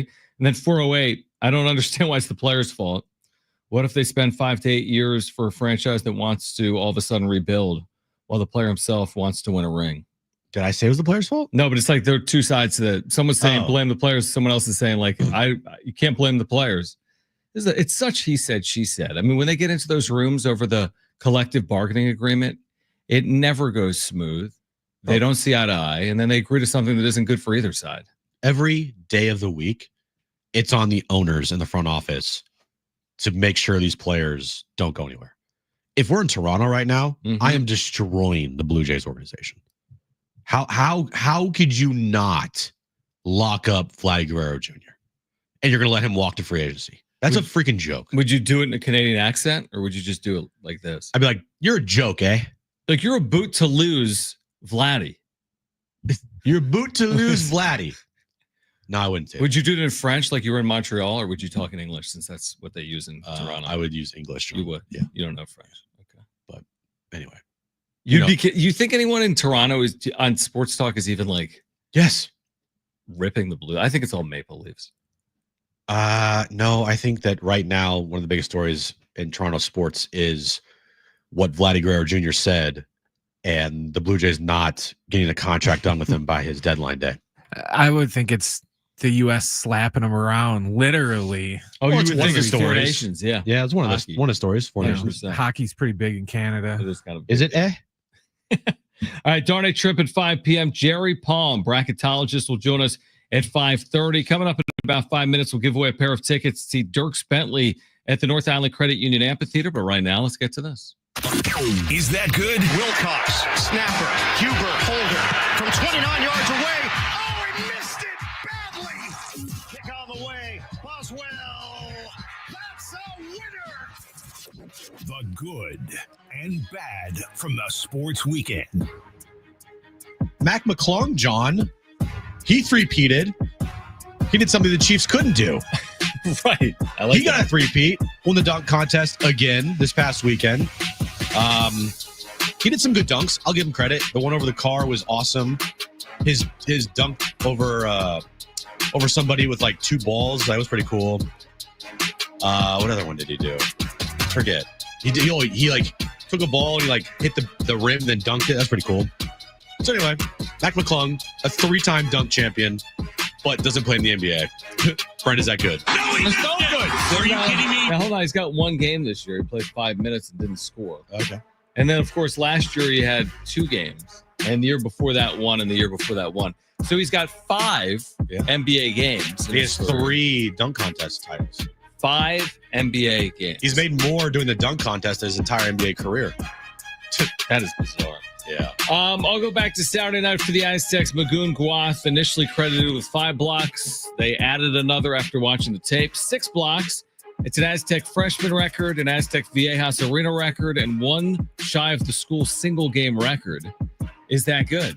It is good. Very good. Yeah, it's pretty good. Yeah, it's good. It's good. It's solid. I don't know if you saw this today, John. Yeah. Jackson Merrill hit a ball to the warning track during BP. Warning track. Warning track. That's neat. All the way out past the grass, but not over the wall. Yeah, so like the warning track is the dirt between the grass and the outfield and the wall, and they call that the warning track. And he hit it there? That's far away. It could be 300 feet, even like 350. From what I saw on social media, that's where he hit the ball. That's amazing. Brent, is that good? No, he's so good. Are you kidding me? That's a fly ball out. Yeah, typically. Can of corn. Can of corn. How about this today? Yuli Gurriel. All right. All the excitement and anticipation. The Padres locked him up to that 1-year minor league deal. Right. Former World Series champion in 2017. He took Michael King during a spring training workout today. Is that good? No, he's so good. For Are you Michael kidding King, me? because Michael King means more to this team than Yuli Gurriel. Right. That is true. My takeaway was Why is Michael Keaton giving up bombs to 40-year-olds? Because it's like Tuesday, man. Here, It's Tuesday. so the last two is that goods from us are complete jokes. And I said this today on social media, dude. Yeah. The Too fact it's a world weekend. All right. First game in spring training is Friday, so at least we get, game under our belt here. But 3 weeks from now, I'm already over it. I'm over it. The amount of videos that are put out there on social media, that's great. Fans eat it up. I totally get it. Mm-hmm. Everyone's starving for baseball. I get that. Right. But it's so funny to me, the videos that are being put out there by people covering this team in Peoria. Oh, Ethan Salas was walking. He walked to the bullpen to catch a ball. Wandy Peralta and Yu Darvish are walking to the bullpen. No, they had They threw catch. Oh, that's right. They played catch. I'm like, Pretty cool. I just can't anymore. I just can't. It's February 17th, so. And like, hey, never. It's a lot. Can we just get to the start of the season already? Soon. Did you do a final one? No, I didn't. Do you want to? Sure.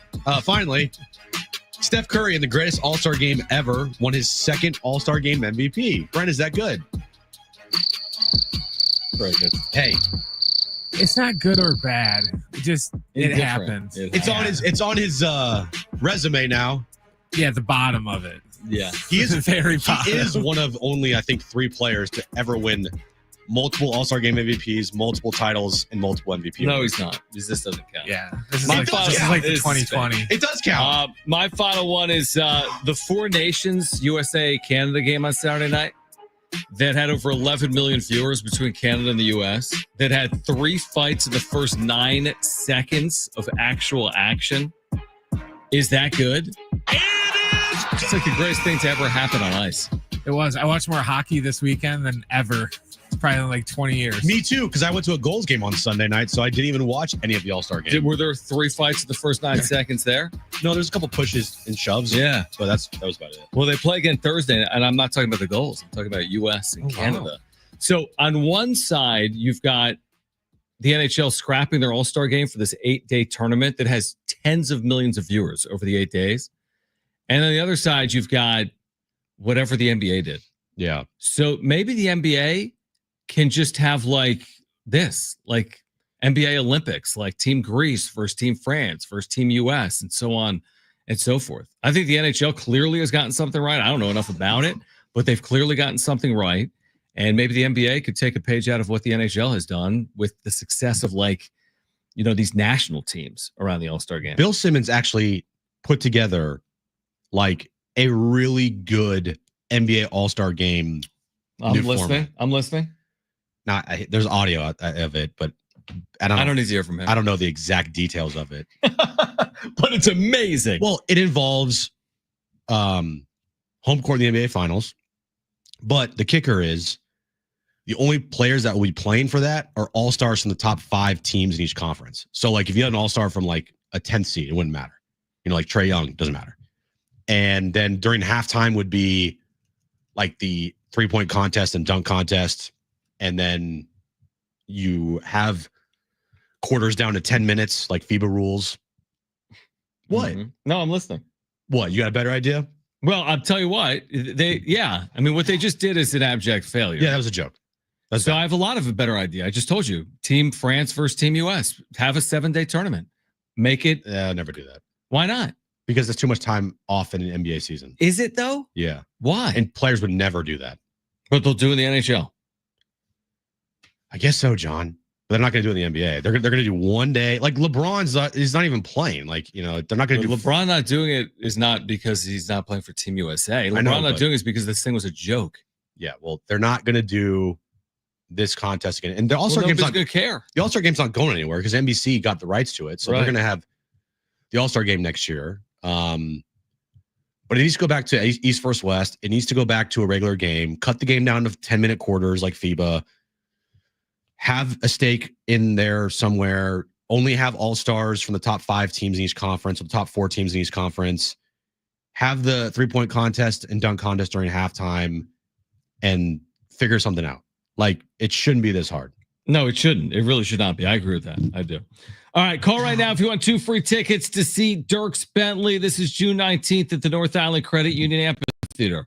First caller, you are going to free tickets to see Dierks Bentley, 877-767-4760. First caller, 2 free tickets to see Dierks Bentley, June 19th, North Island Credit Union Amphitheater, 877-767-4760. Will Jim stick around for hour 3?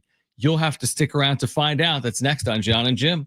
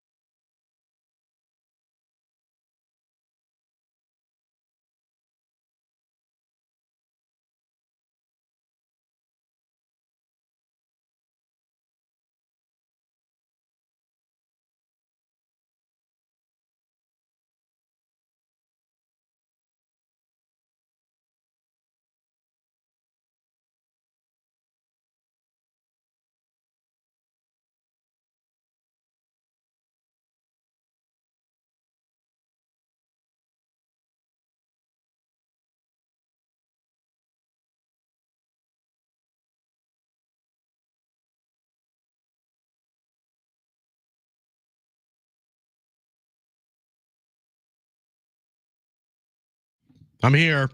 The County of San Diego Health and Human Service Agency. This update's been brought to you by that. We'll start with the Aztecs.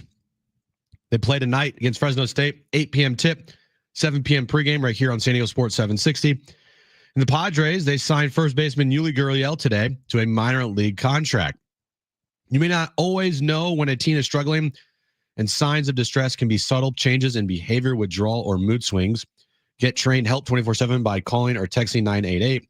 Brought to you by the County of San Diego Health and Human Service Agencies.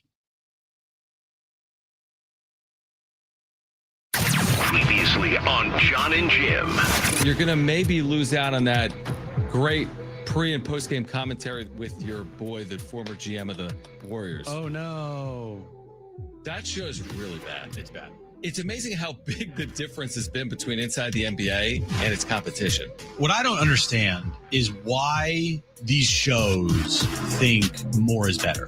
When you get the 6-person studio setup, It is. they're going 6 and 7. What are we now. doing? We don't need 7. Now, time for Jon and Jim. All right, San Diego and Southern California, what's going on? This is hour 3. The developing story is Jim is still here. So Jim's been sick for 2 hours on the radio. He's been sick for longer in real life, but he's been sick for the last 2 hours on the radio. I'm just going to leave when Darnay joins us. No, he'll be offended by that. I know. And you have to carry the bracketologist. No shot. Maybe that's when you leave. But aren't you? Because you got to...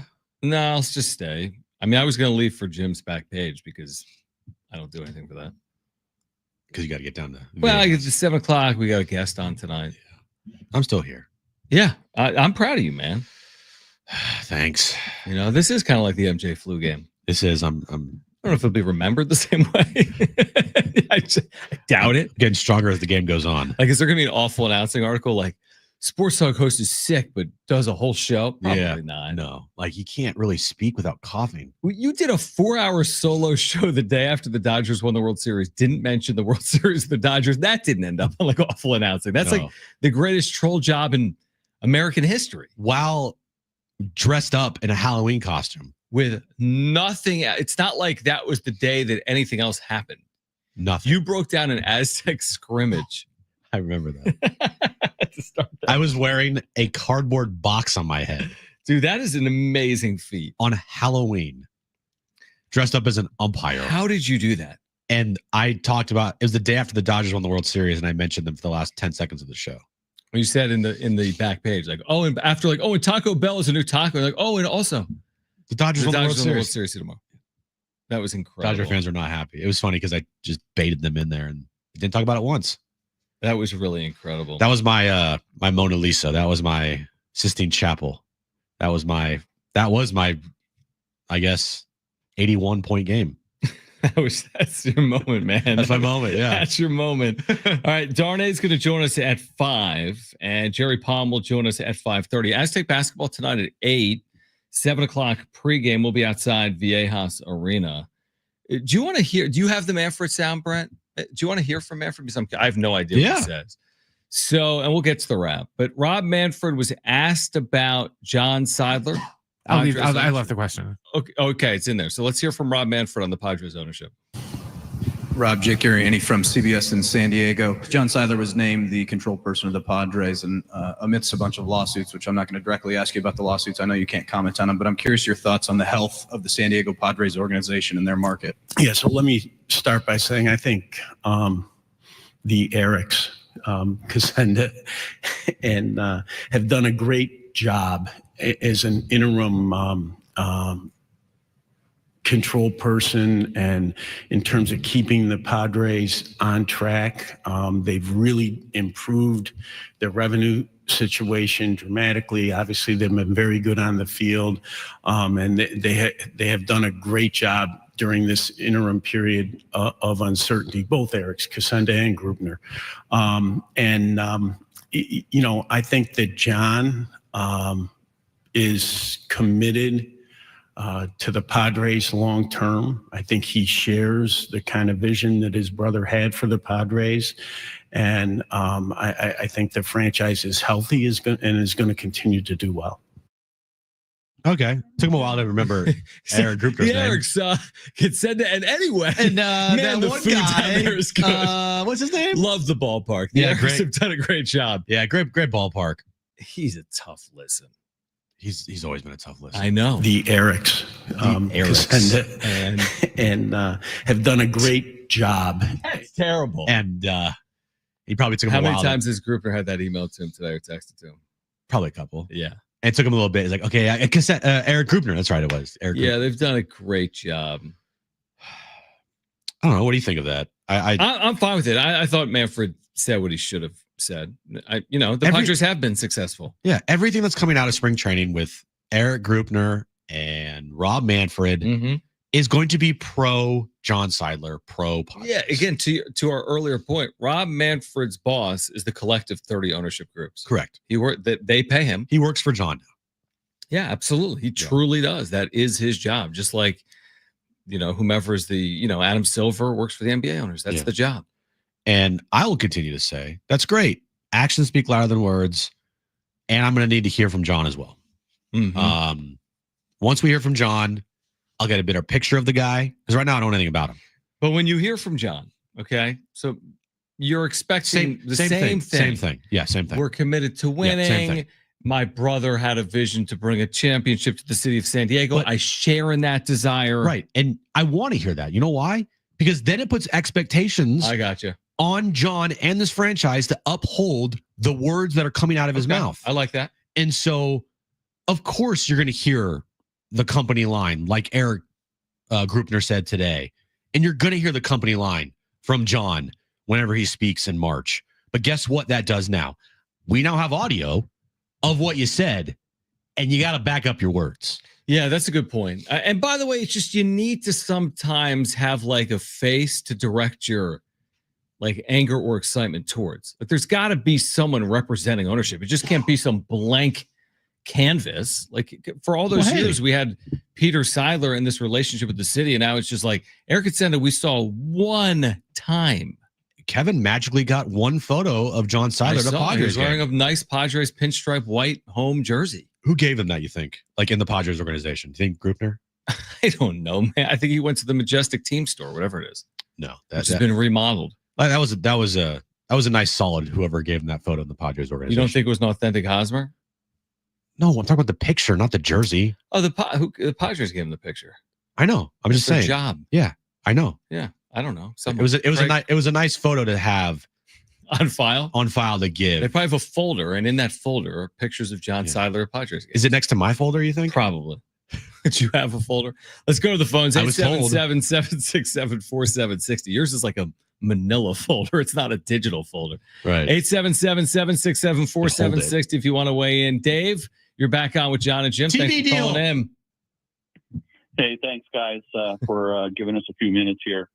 You guys are both spot on in terms of the analysis here. They're saying what they would say in a corporate setting to a bunch of corporate people, and a lot of lipstick and what have you, which is fine. And even Rob Manfred, I think, copied some of the words that were coming out of Greupner. I don't know who got to who first, but there's a lot of similarity in the presentation there. Having said that, here's the bottom line, at least for me, and I don't know what you guys think, but I'm going to judge by the actions. They can say whatever they want and do, in press conferences, whatever they want.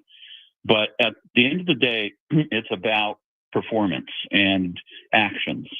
And when you look at the signing of the Gurriel character and the off season that they've had, sans the pitcher, this tells me that it's a whole lot different than it's been in the past, at the very least. Whether or not it works, I think, time will tell, and we're just going to have to wait and see how it works out to the extent of whether their words mean anything is going to really be the production on the field. And they better hope and pray that it comes through. Appreciate you, Dave.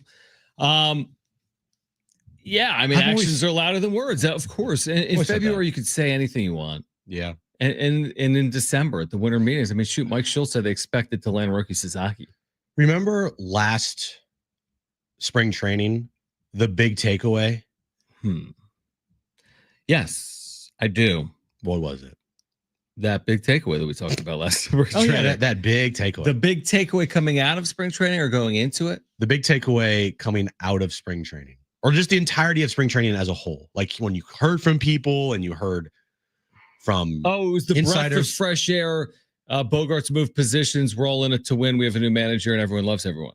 It was close. You're close. Okay.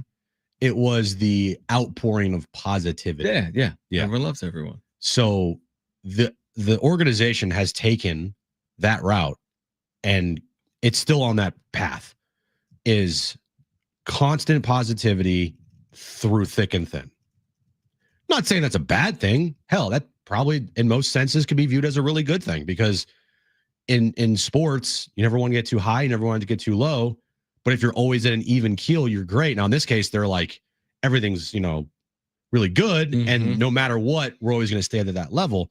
You could argue that's okay, it's fine, right? But you're never going to hear, at least with this iteration of the team together, with Schulte and Preller and Group Dog and John Seiler now, it is positivity, 100%. And the actions will determine if what they're saying is true or not. Signing Nick Pivetta, that's great. All right. I think the manipulation of the contract was a Preller thing, and that's good on him. But it's more or less like, I don't view and look at John Seiler as like, oh, he's the reason why they got Nick Pivetta, right? Or Eric Kassenda. Right. But if they go, yeah. But if they sign Jackson Merrill to a 10-year, $250 million contract extension, that to me goes on the ownership. Yeah, no, that's well said. I agree with that. Like, everything we've seen to this point is more words. When you start putting down a check like that, which was kind of Peter's MO, I mean, since Peter, there hasn't been a Peter signing. No. Right? So that's what I kind of am waiting for. And I'm not saying that it has to happen, because the likelihood of it happening now is not very high. This team signing another mega deal in the near future isn't very high. But if you continue to say we want to operate, and we're operating at the same level, and we want to win a championship, like, you better not let Jackson Merrill walk, like, ever. Why are we not having contract extensions with Michael King? Right? Like, what's going on here? Why we had maybe contract extensions with Luis Ariz? Right? You can't sign Jerkson Profar to a $14 million per year deal. Right? Like, those are the things where you're like, you're not operating at the same level you were, because in the past, those things would have been taken care of. Yeah, and that's a good point. I agree with you. I do. This was something that was a guarantee, and it came to fruition this weekend involving the Padres, and we'll explain on the other side. We'll get to the wrap this hour. Darnay Tripp joins us at 5. At 5:30, we've got our bracketologist of the week, Jerry Palm from CBS, is on the Selection Show. Come Selection Sunday, he'll join us at 5:30. We have Aztec basketball tickets for New Mexico a week from tonight to give away this hour as well. We're here until 6. Aztecs tonight at 8. It's Jon and Jim.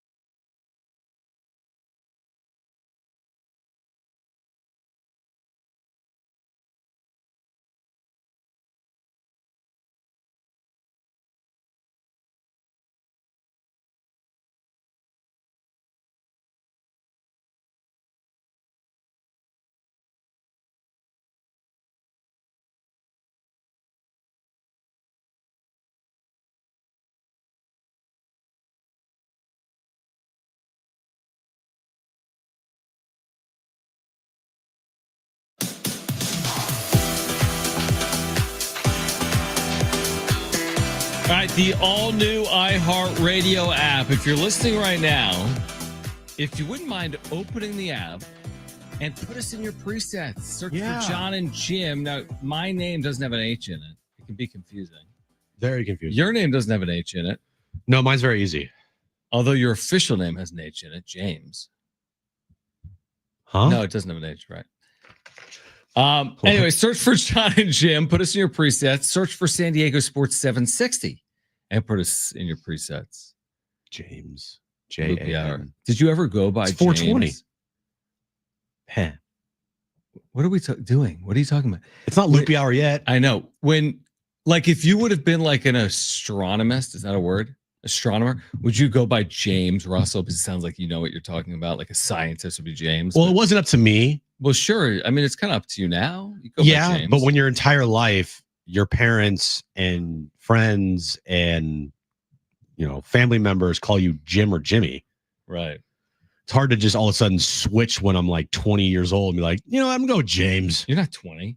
Oh, a bit earlier. I got you know what I'm saying? Now, Jimmy, you're not cool with. You were cool with it probably as like a 9-year-old. The only people that call me Jimmy are my dad, my mom at times. Okay, so your parents. Some like my aunts and uncles. I get it because when you're like little, you're Jimmy. Yeah. Like when you're 4. My cousins know me as Jimmy. Yeah. But we know you as Jim? Yeah. But I've never gone by James before. Like ever. Here's the deal. Like Tuesdays could be Jon and James. Wednesdays could be Jon and Jimmy. Oh yeah, and then Thursdays could be Jon and Jimbo. And we could have different podcast pages for each day of the week. Yeah, let's do that. And different YouTube channels. Yeah. Would that be successful? No. It'd be awful. Be the worst. All right, so Joe Musgrove has spoken about his 2025, and you're thinking to yourself, well, hold on. I saw him end 2024 with an elbow tear, essentially, because he went into the knife for Tommy John. Correct. This was what, October or was it November? It was October. Beginning of October. Okay, so we had the surgery in October. Well, as we all suspected, the first time he was going to be in front of a microphone, and I respect this. I get it. I do too. It's a desire to win and help a team. But the first time he was asked about it, he's like, I'm going to plan to get back for the postseason. I'm going to plan to be back in 2025 and help this team this October, 1 year after undergoing Tommy John surgery. It's not a surprise if you have followed Joe Musgrove's time in San Diego, but sometimes you try to do a little too much. We've said that before with Joe.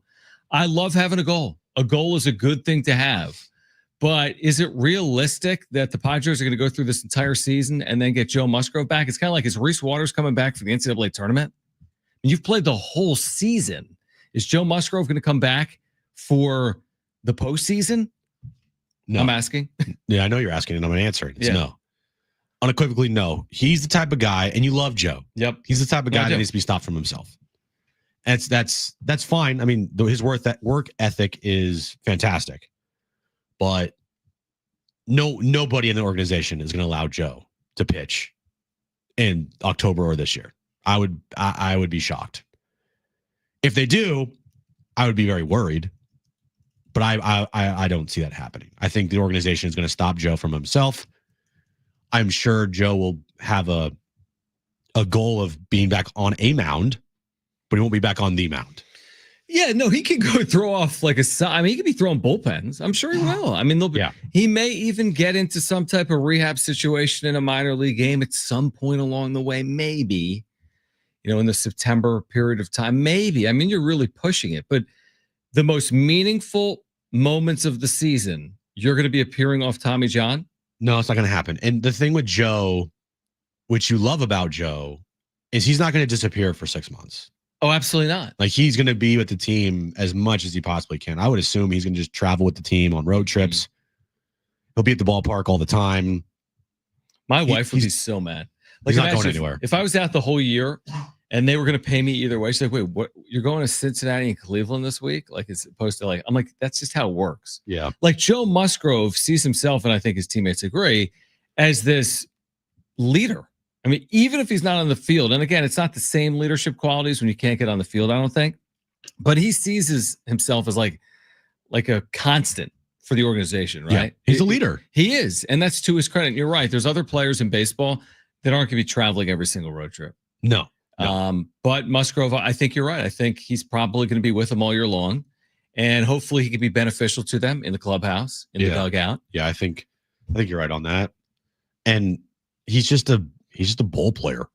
He just wants to be in the dugout and be with the guys. Right. You know, I mean, imagine if Jackson Merrill was hurt. He would never freaking leave. He already never leaves. No, he wouldn't leave. You're right. Yeah. Jackson Merrill. He's never leaving. What did Merrill say today? I mean, we don't have the audio in front of it. Merrill said something about like burn the ships, essentially. Like, oh, yeah, we're all in this together. We're not worried about ownership. It's such a Jackson Merrill thing to say. Yeah. Such a Jackson Merrill thing to say. And you love it because he backs it up. The second you don't back it up, then you start getting a little wonky. Right. But he backs it up. And I was texting you this earlier. If you were to think of one ball player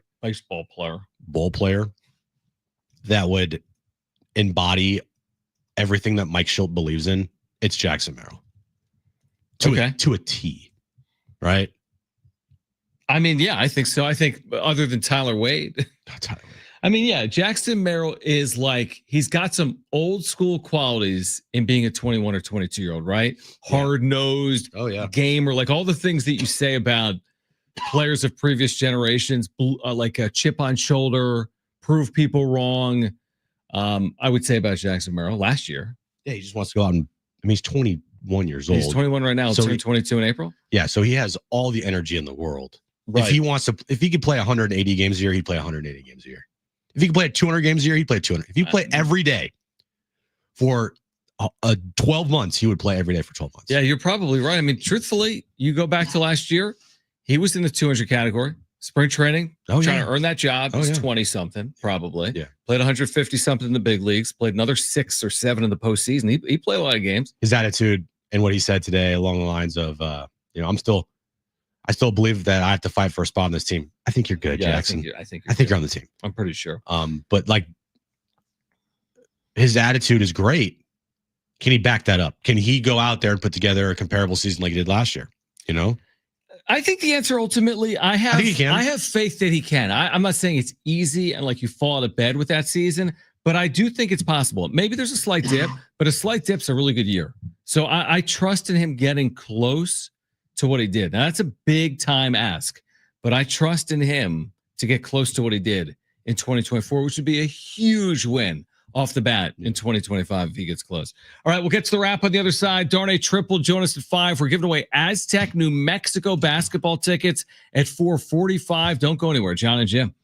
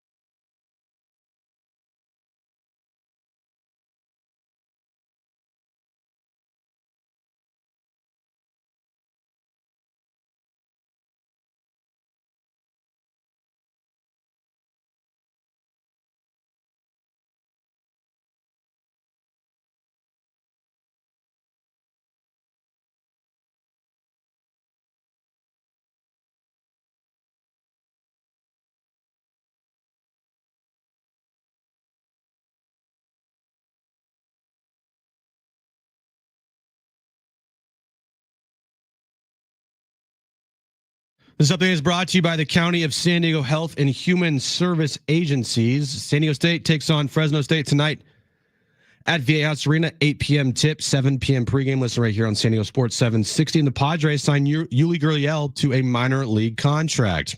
You may not always know when a teen is struggling, and signs of distress can be subtle changes in behavior, withdrawal, or mood swings. Get trained to help 24/7 by calling or texting 988.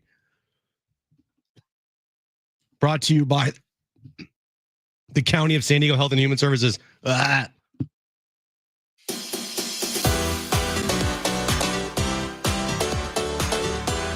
got stuck in my throat. Oh, pause. 90 minutes. These have been some of your best updates ever, by the way. Yeah, these updates actually are better. My favorite was the one last hour, and you're like, yeah, it's brought to you by that stuff. Honestly, compared to the other updates, they're on par with most updates. Jim is sick, if you can't tell. He's been sick all day. It's not great. It hasn't been great, but we're getting through it. And by we, I mean he is. You are struggling. Mm-hmm. He's drinking Gatorade. He's drinking Electrolytes. hot water. He's eating Reese's peanut butter cups. Now, what made you go with the blue Gatorade over, like, say, orange juice or something like that? Good point. I like blue Gatorade, and I figured I needed some electrolytes. So, is there any evidence to support electrolytes prevent Cure illness? Like cure illness? no, I'm weak. So I just needed like something in my system. I don't know. Why don't you get an IV? Because that would cost $7,000 at the hospital, John. Trust me, I know. I know. All right, coming up in about 15 minutes, your chance to win Aztec tickets for a week from tonight against the University of New Mexico. We have San Diego State basketball tonight at 8. Pregame coverage will begin at 7. But right now, let's get to this. It's time for The Wrap, presented by Sombrero Mexican Food. Check out their website at sombreromex.com. Is tonight a must-win game for the Aztecs? Yeah. What's the net ranking? Fresno State, like, not great. 270s, maybe? Oh, yeah, must win. Easily must win game. Let me rephrase it like this. Is this the ultimate trap game? Why you just beat Boise in this gotta-have game. You've got Utah State and Logan who beat you by a point on Saturday. And now you got Fresno State, a team you beat by, I think, 24 in Fresno about 2 months ago. Is this like the true definition of a trap? 18.5-point favorites tonight. 18.5-point favorites. I mean, you could argue it's a trap, but I'm not going to do that. You're not going to argue that. It's a trap. It's a tarp. They're 276 in the net. Must-win game. They've lost 8 straight. They missed a 3 at the buzzer to beat UNLV on Saturday. Must-win game. Must-win game it is for San Diego State. The games against the teams that are well below you in the metrics are must-win games from here on out for SDSU. Must-win game. Next question. Can the NBA All-Star game be fixed? I think it could be fixed. Oh, what's the fix? I don't know, but I think it could be fixed. Well, you had all your ideas. You and Bill Simmons were hanging out this weekend. It wasn't my idea. It was Bill's idea. Okay. Does it need to be fixed, or could they just do the All-Star game like they did it in 1989? What, East versus West? West. Play the game. Well, they tried that. Not what I want. They didn't try it. Well, not this year. Last year they did. And it was what awful. were the reviews? Not great. No one tried. That's the biggest problem. No one tries. Well, then get rid of it. They're not getting rid of it. They've already signed up for the All-Star game then on play NBC. flag football. They're not playing flag football. It's going to be there.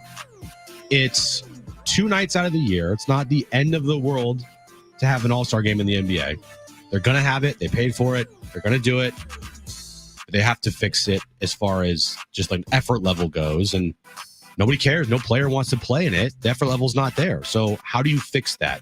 I don't know.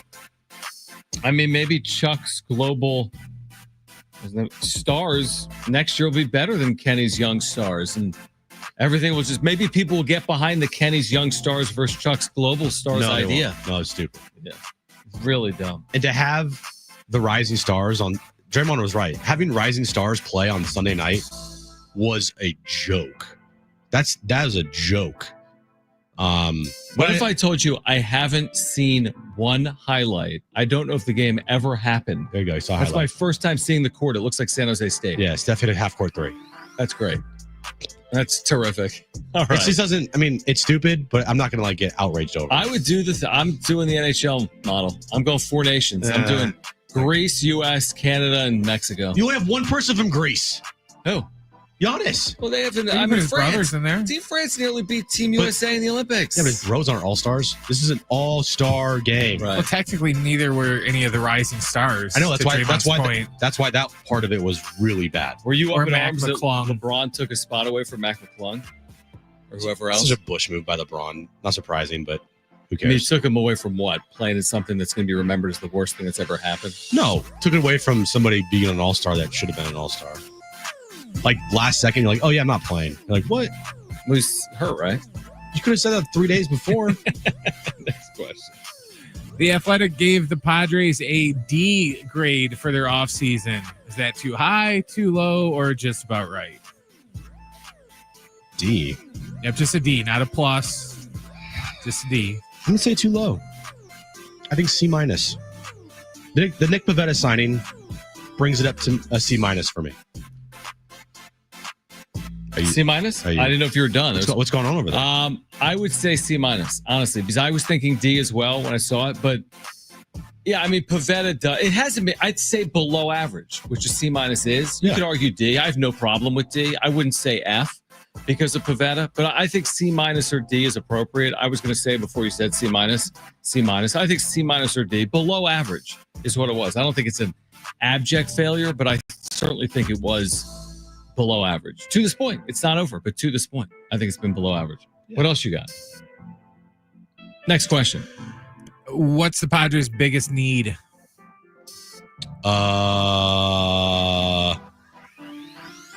Another bat, right?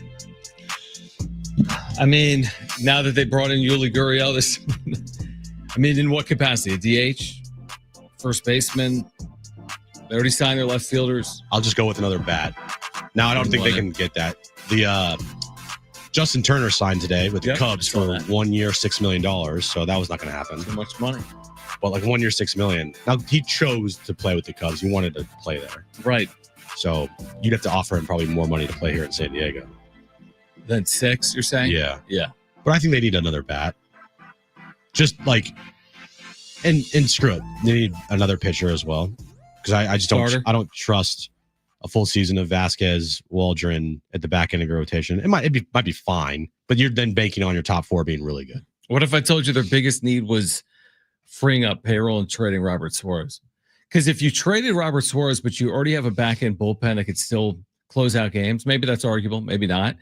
Then if you had the 10, 12 million, you could actually spend it on not Yuli Gurriel, but someone of substance. Or you could trade for someone of substance that's due to make 6, 8, 10. What player of substance is out there right now? You could trade for someone. Okay. That makes 6, 8, 10. Yeah, that's every player. Yeah, then trade for somebody. That'd be great. Yep. But if they don't have to get rid of Robert Suarez to do that, then do it. But if they have to, then it better happen. It better be you trade Robert Suarez and then you immediately get a bat. You can't trade Robert Suarez and then hope you find a bat. But maybe it happens in the trade. Or that. I don't know. Maybe it's Robert Suarez for a bat. Yeah, I don't know. When I heard even Greupner earlier today, I wasn't overly convinced that they were still adding or that they were done.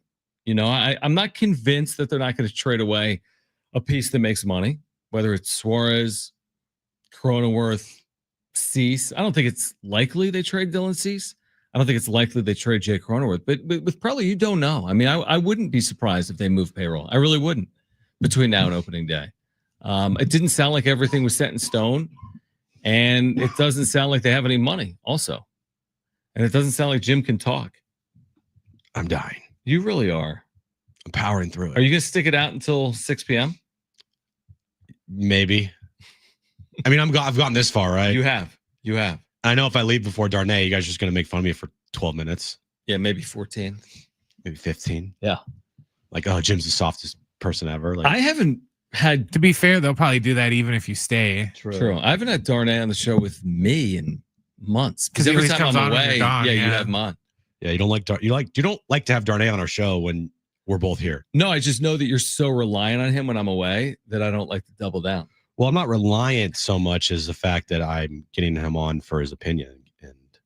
But you don't ask to get his opinion when we're both here. You begged him to come on this morning. Yeah, I thought it would be a good guest to have on. You know? I think we're right. All right. Darnay Triple join us at 5. We've got Jerry Palm, bracketologist from CBS, joining the show at 5:30. But we do have Aztec basketball tickets to give away for a week from tonight. This is against New Mexico, second to last home game of the year. I think that's called penultimate.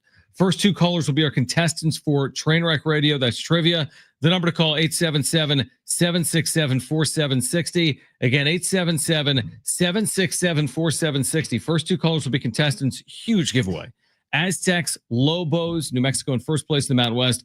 Tuesday night, Viejas Arena. Tickets, if available, at goaztecs.com. Call right now. We'll give away those tickets. And then in the 5 o'clock hour, if you missed Mike Schilt on the signing of Yuli Gurriel, we'll have that for you as well. It's Jon and Jim.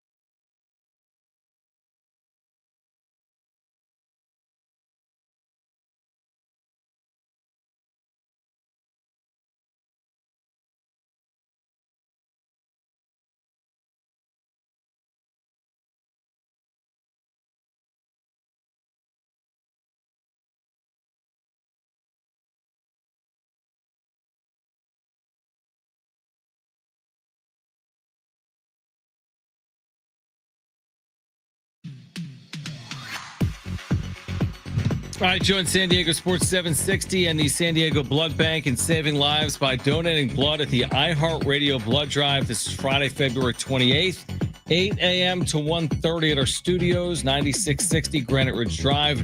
Your donation can help patients with cancer, severe burns, trauma, childbirth complications, and more.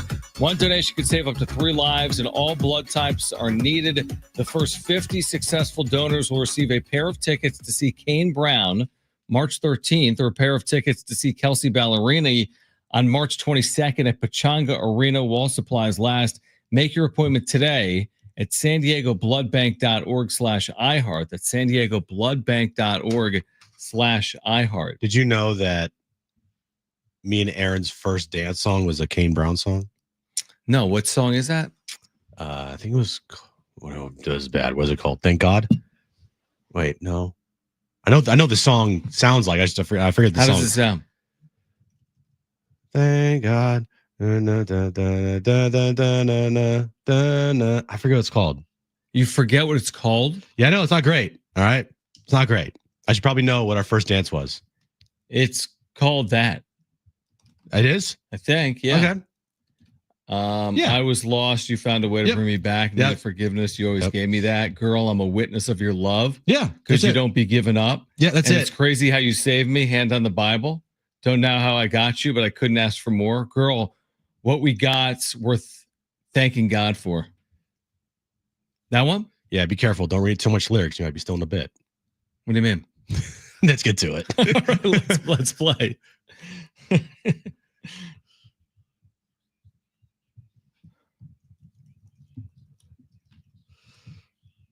All right, 3 questions, 2 contestants, 1 lifeline. Today's 2 contestants, we have Joe and we have Eddie. Joe, you called in first. So you have your choice of John or Jim. Who do you want to go with?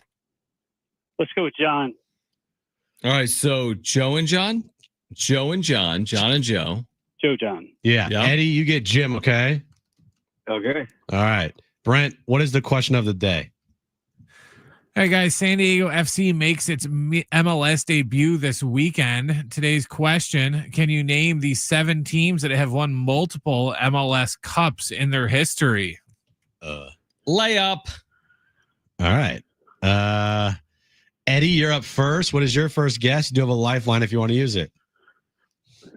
I'm going to guess LA Galaxy. LA Galaxy? Galaxy on the list. On the list. Joe, you're up next. What's your first guess? You do have a lifeline if you want to use it. I'll start with a lifeline. I'm unsure. Oh. All right, John, what do you got? Well, I know it's not SDFC. That'd be correct. Because they haven't played yet. I'm going to go with the other team in LA, LA Football Club, LAFC. All right, you take that, Joe? Let's go with that. You're an idiot. You don't know soccer. I thought they're really good. Eddie, you're up next. What is your second guess? You do have a lifeline if you want to use it. My bad. DC United. DC United. Jeez. This is going to be a cakewalk World Cup over here. Yeah. Joe, back to you. You're going to need this to stay in the game. What is your next guess? You don't have a lifeline, so up to you. You don't want one. I'll say Columbus Crew. Columbus Crew on the list. All right. Eddie, back to you. You could win it here with the correct answer. What do you got? You'll still have a lifeline if you want to use it. Oh, boy. Jim's got I'm going to go Seattle Sounders. Seattle Sounders for the win. Wow. How is LAFC not on that list? Now, they've only been around for like 5 years. Maybe that's why. Probably why, yeah. Yeah. I was going to go with the Portland Timbers. You're yelling. Is that right? That would have been wrong. Oh, I'm stupid. I would have gone with the New York Red Bull or Red Bulls. Also would have been wrong. What about Atlanta FC? Wrong. What about what about the San Jose Earthquake? Oh, I like that. That would have been correct. Look at you. And honestly, I'm impressed that you even know their team names. I would just be like, Sacramento. No, they don't have a team. I don't know that. I just throw random team names out. All right, who's on the list? All right, the LA Galaxy is number 1. They've won 6 of them. Then DC United, then the Columbus Crew, the Houston Dynamo FC, then the Seattle Sounders FC, Sporting Kansas City, Okay. which sounds like they started a sentence and quit halfway through, and then the San Jose Earthquakes. Well, here's what I do know. Eddie, you are going to see the Aztecs next Tuesday night against New Mexico. Tickets, if available, at goaztecs.com. I also know we're not going to take a break right now, Jim. Yeah, Like don't I do did that. on Friday. At 51. By the way, the start time for San Diego State and New Mexico, which will be Tuesday night, the penultimate home game, Jim. Okay. Will be at 8 p.m. next Tuesday night. Tickets, if available, at goaztecs.com. What are the odds I make it to a game this year?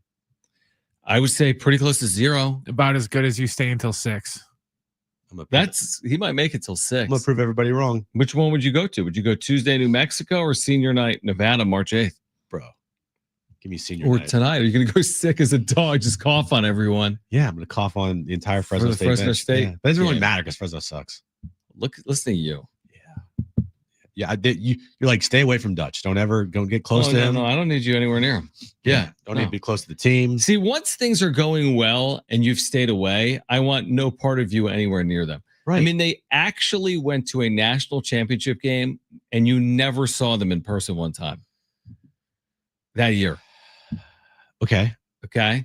But it was a running bit that we were playing. And it worked out pretty well. They kept winning. In fact, you thought about going to the Final Four, and I'm like, don't. And honestly, I think Lamont's shot rims out. Yes. If you're there. I was like this close to going to that game. How did you not go? Like, it's the Aztecs are in the Final Four. Because I had to stay here. For what? We had a broadcast. Okay. You know it is. You know how it is around here. I do, man. I needed to stay for some random broadcast at like home and away. Yeah. Oh, was it? It was probably good. I mean, yeah, it's fine. Because it was like the Final Four. Right. I do think that and that trip would have been crazy for me. I was like, can I sleep on your floor? I think I was gonna sleep on your floor in your hotel room, right? Yeah, I had room for you. Because I had my own room. Yeah. Yeah, I probably had a couch for you. Because I couldn't have bought like a room or anything because everything was sold it wasn't out. cheap. No. And how would you have been able to get credentialed? You got me. I got you credentialed. I actually, that's crazy. You would have sat. I know. Courtside. I know. To my left, probably. I know. Between me and I think Paul Garrison from the East Village Times. In hindsight, wish I should did have pulled the trigger. Wish I did it. I mean, seriously. I mean, it's right up there. It's going to be hard to top. I mean, you're going to need Padres winning or getting to World Series. Now, I did go to a couple games the following year. Okay, and they went to the Sweet 16 last year? Which was last year, yeah. I'm trying. What games do you remember? No, but I do remember specifically I was at games. Okay. Because it was the game they were handing out replica ring nights or the replica rings. And I saw JD. Okay. He's like, what are you doing here? He's like, you're not allowed to be here, man. Yeah, correct. All right. Well, I get that a lot. Everywhere I go. It's so true. The first thing that people Aztecs. say is they let you in here. Why is that? I don't know. Everywhere I go. Should we go to spring training? Because we'll get that same reaction. They let you in here. We will 100% get that same reaction. We need to figure out a weekend to get to spring training, which is our famous line. We've said this for like 3 straight years. That'll work. All right.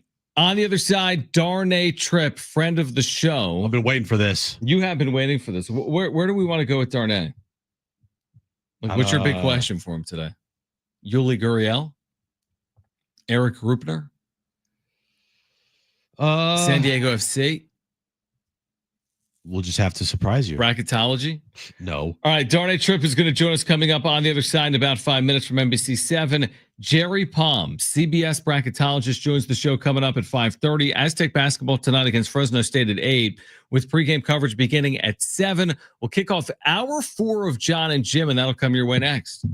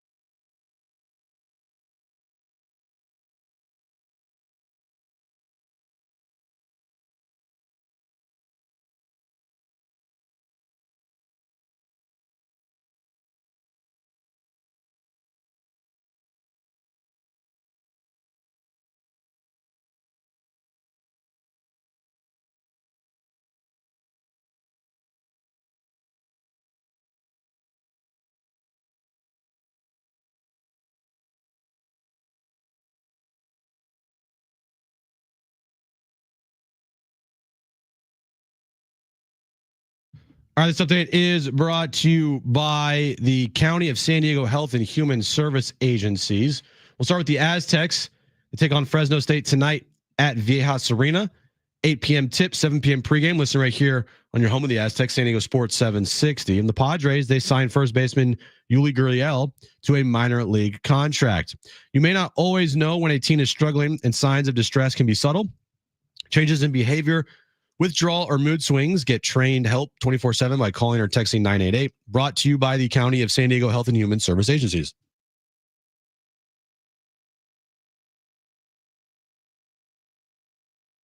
Previously on Jon and Jim. You're going to maybe lose out on that great pre- and post-game commentary with your boy, the former GM of the Warriors. Oh, no. That show's really bad. It's bad. It's amazing how big the difference has been between inside the NBA and its competition. What I don't understand is why these shows think more is better. When you get the 6-person studio setup, it is. They're going 6 and 7. What are we now. doing? We don't need 7. Now, time for Jon and Jim. Is Darnay big leaguing us? All right, San Diego, Southern California, what's going on? He's big leaguing us. Darnay Tripp, NBC7, is scheduled to join us 1 minute ago. Oh, man. Brent is efforting to get him on the line. We could text him. I'm going to text him right now. Text him right now. Be like, what is the deal? Darnay Tripp, NBC7, will join us shortly, we believe. Jerry Palm, CBS bracketologist, will join us coming up at 5:30. So, wow. We spent like an hour talking about this today. Like, hey, Darnay, will you come on the show? He's like, no. And then he's just kidding. He's like, yeah, 5 p.m. So it's 5. We call him. It's 5:02, actually. Yeah, but we called him at like 5 initially, and then he forgot about us. He forgot about us. This is a serious dent in our relationship. Me and you, or him and us? No, him and us. You texted. You forgot about us, huh? Oh my gosh. Yeah, this is a huge problem now. Now we're never gonna let him hear the end of it. No, never. So has he even been listening today with you sick? I haven't got any texts saying, "Hey Jim, hope you feel better." Probably not. I haven't said that to you. No, you said get out of here, go home. Yeah. Okay. Darnay Tripp is with us. We thought maybe we were getting stood up, but we're not because Darnay's with us right now. Darnay, first of all, we appreciate you coming on. Darnay Tripp, NBC7, friend of the show. It does great work covering all San Diego sports. Have you been listening for 1 second today? My assumption is no. Have you listened to any of the previous 3 hours and 3 minutes of the show? No. Okay, thank you. The reason I ask is because Jim has been coughing up a lung the entire show. He thought about leaving at 2:00. Oh, good. But he's still here. He sounds like he's going to die. He's getting me sick. I stayed for you, Darnay. Yeah, but he basically stuck around to talk to you. Because I know that if I left early, we would have made fun of this conversation would have been the roast Jim conversation. And in our text chat, it would have been how soft I was for leaving and ducking you coming on our show. Would you ever leave, Darnay, a shift? Like if you were already there, let's say you didn't feel well and you got I don't feel well. Would you leave or you just kind of stick it out? Oh, no, I would. It depends to what extent. If I'm just kind of feeling bad internally, I'd probably tough it out, but if I'm coughing and that sort of thing, I might say, I can't in close speak. quarters. I've been in there with you guys. It's not like a huge room. No, he's definitely gotten me sick. Yeah, no, you've got me sick. I claim that it was John that got me sick because he was sick last week. I would have felt really bad if I had continued to miss your call and not got on with you guys if you had stuck it out just to be here with us here on at 5:00. So I'm glad that I looked down at my phone. I'm not going to lie, a couple times, and we get so many spam calls. I need to change the number to Brent calling to put me on with Jon and Jim. Yes. Because right now it's not labeled, and I'm like, oh, here's another spam call. And then I had a moment of panic, oh wait, it's 5:00. So I'm glad that I woke up in time to catch you because I would have felt bad if you had stuck it out and I wasn't around. What's interesting is Jim keeps saying oh, I can't talk and my updates have been terrible. I'm like, have you listened to the show? You know what? All right. Darnay Tripp is with us right now from NBC7. All right. I'm sure you heard at least some of what Erik Greupner had to say today to the media, talking about payroll, ownership, CBT. Was there anything that he said today particularly that stuck out to you as we get spring training underway or not? Yeah, I don't know. I mean, I think the CBT thing is interesting. A sort of kind of non-committal from that standpoint. Like, hey, it's not locked in now. We'll see where it goes as the season goes on. I think asked about if they need to trim further, and he didn't necessarily seem to suggest that was the case. But how many front office types are going to just come out and say, yes, we need to cut 15 million in payroll before opening day? I don't know if you're necessarily going to hear that. And a lot of kind of, hey, business as usual under John Seidler, things aren't going to change. We still want to pursue a World Series. I think, they're kind of stuck in this weird spot where, because of the big contracts and because of, Manny and Tatis's money escalating, if you were just like, hey, start from scratch and you're going to be top 10 in payroll, you'd probably feel pretty good about what you're able to do and the roster that you're going to put together. But because of these big, hefty contracts that are escalating, it leaves them in this situation where it feels like they're having to do some penny pinching. And so it's kind of a little bit of a weird dynamic, because they're going to end up in like a pretty decent place. Like, I think top 10, for the most part, you'd be at peace with that. But because of these contracts, it makes it difficult to maneuver, and it makes them feel like a club that is not willing to spend. It's just some of that money is allocated, and especially as it pertains to Xander Bogaerts in one particular contract that hasn't paid dividends to this point. Did the Nick Pivetta signing make you feel any different about, I guess, this season going forward? Yeah, I mean, I think it actually has. And maybe it was, from my standpoint, being a little bit reactionary. I was certainly concerned, and, it was as the season went on, and maybe a part of it is seeing what, the Dodgers did. It did feel like, okay, maybe they'd be better off selling off some parts and getting cheaper and younger and more controllable. But I do think, I think a lot of us are surprised that, hey, they're giving this guy the money that we didn't necessarily know existed. But the fact that it does solidify your top four if everybody stays healthy, and then leaves, all those guys competing for one spot instead of two, and then potentially in the bullpen. The fact they're willing to make that move to kind of solidify that spot did give me some more optimism and a little bit more hope, just in terms of where they're willing to end up from a payroll standpoint.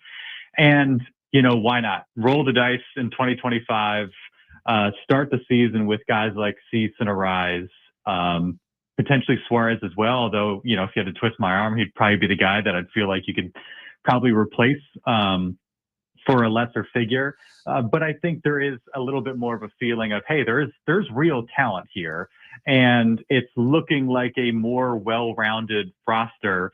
Let's see what happens in 2025. Let's see what these guys can do. If for whatever reason it ends up being a disaster, you can always sell off, and you can get good value for a guy like Dylan Cease at the trade deadline. But I think it firmed up in my mind, hey, let's just go for it.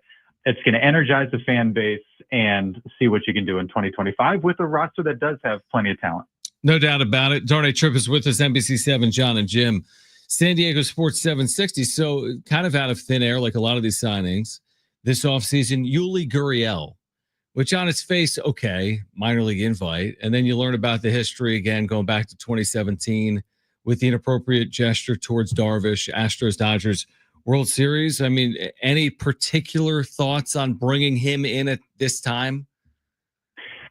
Yeah, again, like you said, a name that I don't think anybody was expecting, and does leave, I think, fans feeling a bit uncomfortable with the idea, given the past history that you suggested, and understandably so. Look, I think what we've seen, with AJ Preller and Mike Schilt and the organization as a whole, like, they seem pretty well thought out and give the due diligence, just in terms of when they make these decisions and having the necessary conversations. I can't think of an example where they've given us reason to feel otherwise. On the other hand, I also understand fans saying, well, is it really worth, bringing in a potentially a guy that could kind of leave the clubhouse feeling a little bit, or at least one kind of pillar of your franchise feeling a bit uncomfortable? Is it worth it for a 40-year-old Gurriel who's not been very good the last 3 seasons? I think that's certainly a fair point as well. But I do think you got to give people a chance to learn and grow from what was obviously a mistake, and give them at least an opportunity to do the right thing, have the potentially difficult conversation with the Yu Darvish, make sure they're on the same page. And, I can understand it from that standpoint. Like Mike Schultz said, you got to give people some grace. I certainly can understand where he's coming from that standpoint. And I would assume before any decision is made, which I think they kind of referenced today, they have the necessary conversations to make sure everybody feels comfortable with that. But again, I can understand, like, is it really worth it for a guy that last few years hasn't shown you a whole lot of reason to believe they can come in and make a huge difference? Xander Bogaerts moving back to shortstop. He talked about this, I think it was there today or yesterday or over the weekend, how, moving to second last year took a toll on him because he had to learn a whole new position. How much pressure are you putting on Xander to have a good year this year? Because, the first 2 years have not been great in the Padres uniform. It's got to happen. And I think if Xander Bogaerts suddenly looks like even like 95% of the Xander Bogaerts that came over from Boston, then suddenly you don't probably miss Jurickson Profar all that much, right? Like, there's your productivity right there. And it gives you a little bit of wiggle room if there's some semblance of a sophomore slump from Jackson Merrill.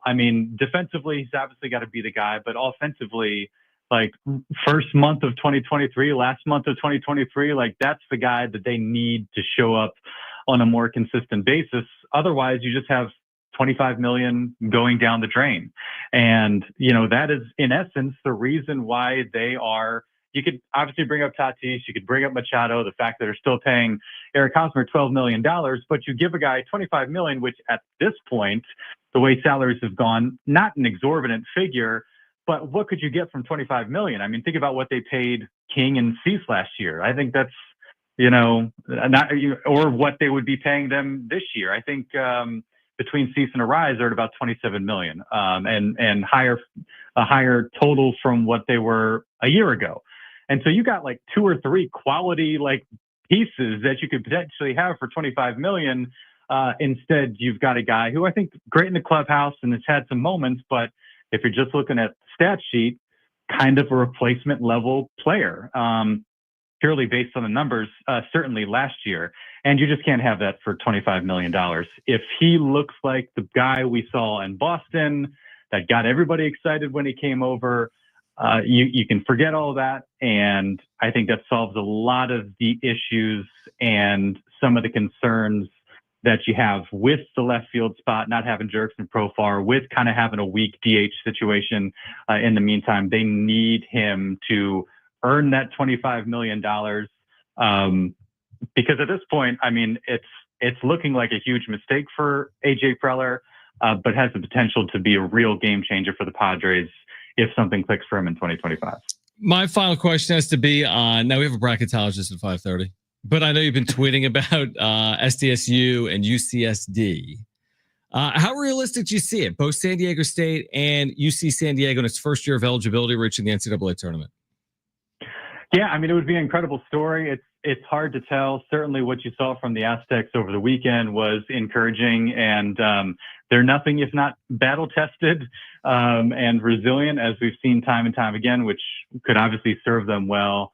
They're inching closer to more solid footing, which is encouraging, and they need to continue to do that and at least get into a spot where, hey, if you win a game or two in the Mountain West tournament, you're not too uncomfortable come Selection Sunday. Tritons might not have kind of that same benefit of the doubt coming out of the Big West. I love mid-major college basketball. I love when these conferences do enough to get this sort of recognition and to then have it rewarded instead of having like a 14th SEC team get in or something along those lines. I think it would be an amazing story. But they're in the situation where like they have to play close to perfect. Now we'll see what happens if it's them and Irvine in the championship game, and if they were to lose against a quality team in a conference tournament, it gets really, really interesting. And I have no idea what would happen at that point, but just cool to see them, for a couple of days on kind of those bubble watches, Joe Lenardi, like last four in or next four in. To have that continue would be an amazing story and well-deserved for a program that has just been phenomenal and had to go through the transition period, which lasts way too long. And it's nice to see them kind of finally reaping some of the benefits, and hopefully they can do it this March. Yeah, it would be an amazing story. I mean, to have two San Diego Division I programs in the NCAA tournament. I know you've tweeted on it. SDSU and USD were never in the tournament in the same year. Now a chance maybe for San Diego State and UC San Diego to be in the tournament in the same year. Truly incredible. We'll see how it plays out over the next couple of weeks. Darnay, thank you. Jim is getting me sick. Was that Jim coughing? Yeah, he's been coughing all day, man. It's a problem. Go home, Jim.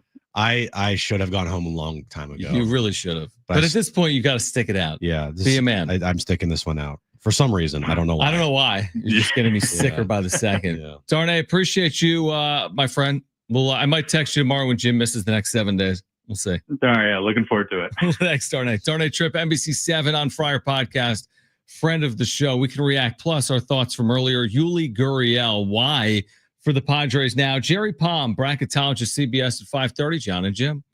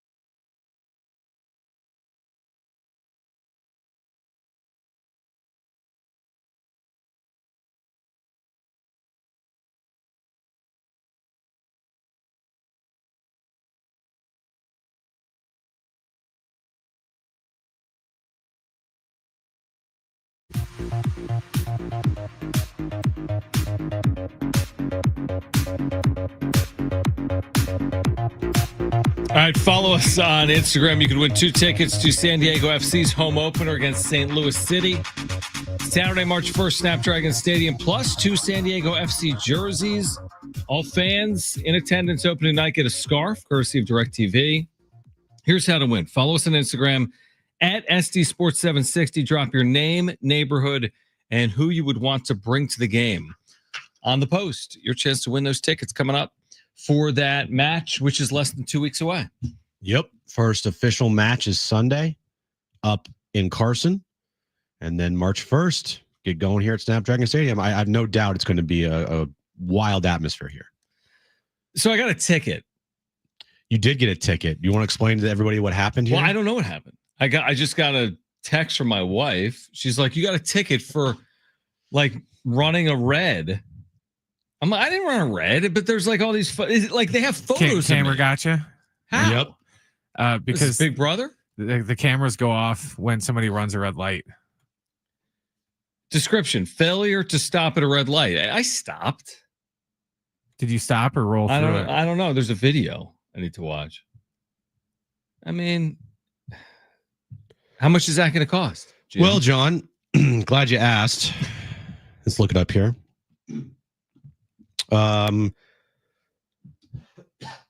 Base fines for red light stop violations are $35 to $100, depending on the specifics of the violation.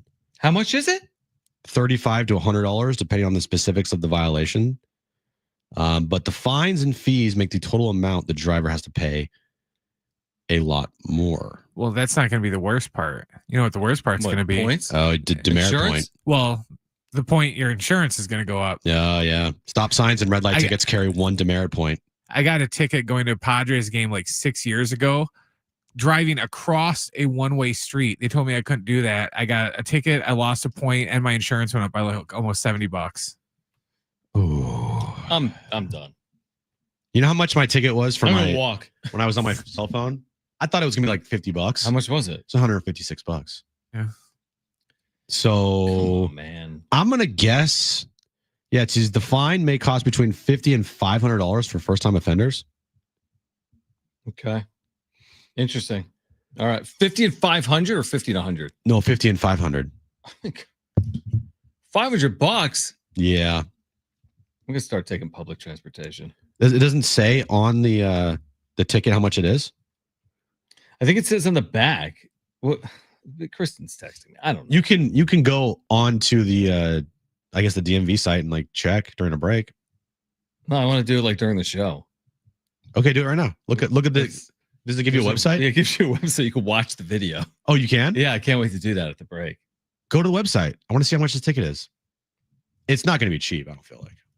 Unfortunately. It's going to be like, I think Kristen said she got one at the same stoplight for $400. Oh, you're screwed. So this stoplight is now going to cost us $800. Where's the stoplight?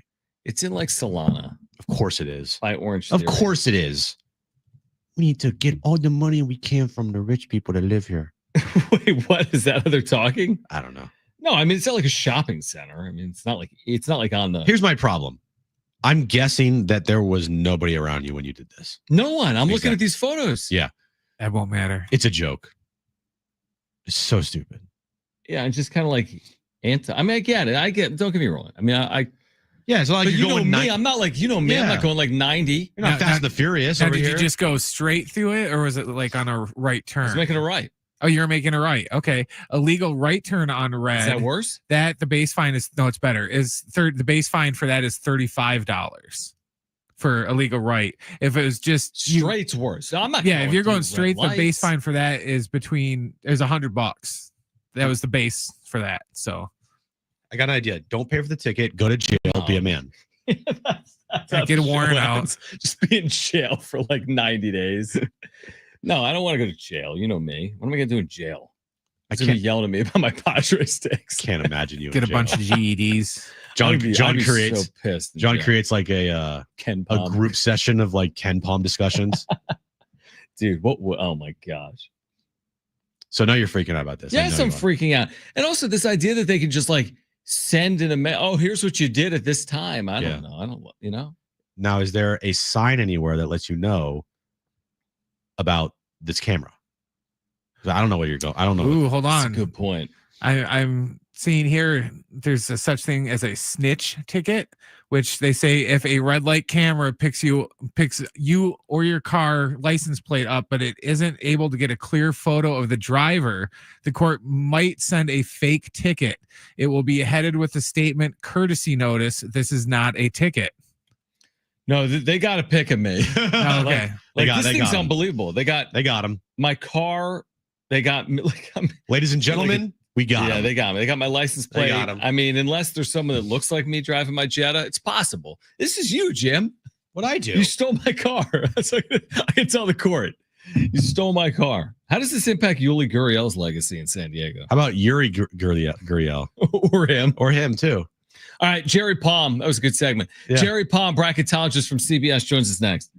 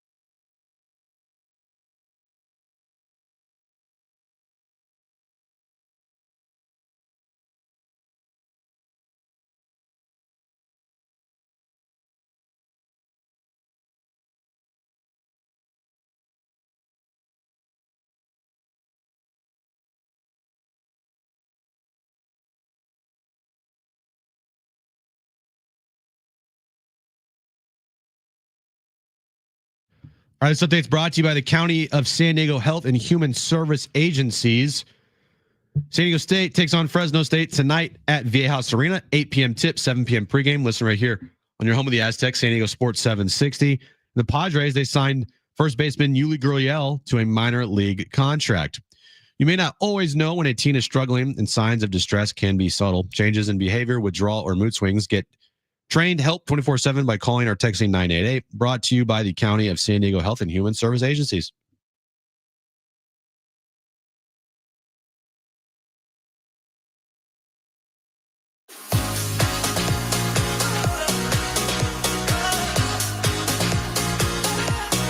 All right, we have Aztec basketball coming up tonight at 8. Pregame coverage at 7. San Diego State, Fresno State. The Aztecs coming off that big home win over Boise State on Saturday. And it's always our pleasure to catch up with Jerry Palm, who does a great job for CBS. You'll catch him on Selection Sunday as their bracketologist. So, Jerry, we appreciate you joining us here in San Diego. It's been obviously a good year for the Mountain West, not the same year as last year, but a good year for the league overall. How do you see the Aztecs right now coming off that win over Boise State, less than 4 weeks away from Selection Sunday? Where does San Diego State fit in? And thanks for hopping on today. Well, thanks for having me on. Well, I've got them as a 10. Obviously, they've got a couple of one especially good win. The win over Houston is tremendous. And Creighton's in the bracket. None of the other wins that are in the bracket, but I mean, there's still, you got some quad ones and quad twos in there. The one that really stands out as a loss that hurts them is the home loss to UNLV, which is a quad 3 loss. Home loss to Utah State, which is a pretty good team in the league, but it falls outside of quad 1. And, Colorado State is not a tournament team. So, the losses are not that bad, but they're just not enough, tournament quality wins for this team to feel comfortable about its lot in life. That, they're definitely a tournament team. They're on the right side of the bubble. They're not like last 4 in part of the bubble. But there's this is a game tonight. The Fresno State game is one they can't afford to lose, especially with Utah State, New Mexico coming up after that. And then more games that, they're not all at home, but you still have to win. All right, so Jerry Palm is with us right now. So what's more impactful? Like, if you're in the position San Diego State is in, is it important to go get another marquee win, to your point, like a New Mexico or Utah State, or is it more important to avoid that landmine albatross, like you said, Fresno State? They still have a road game at Wyoming, for example.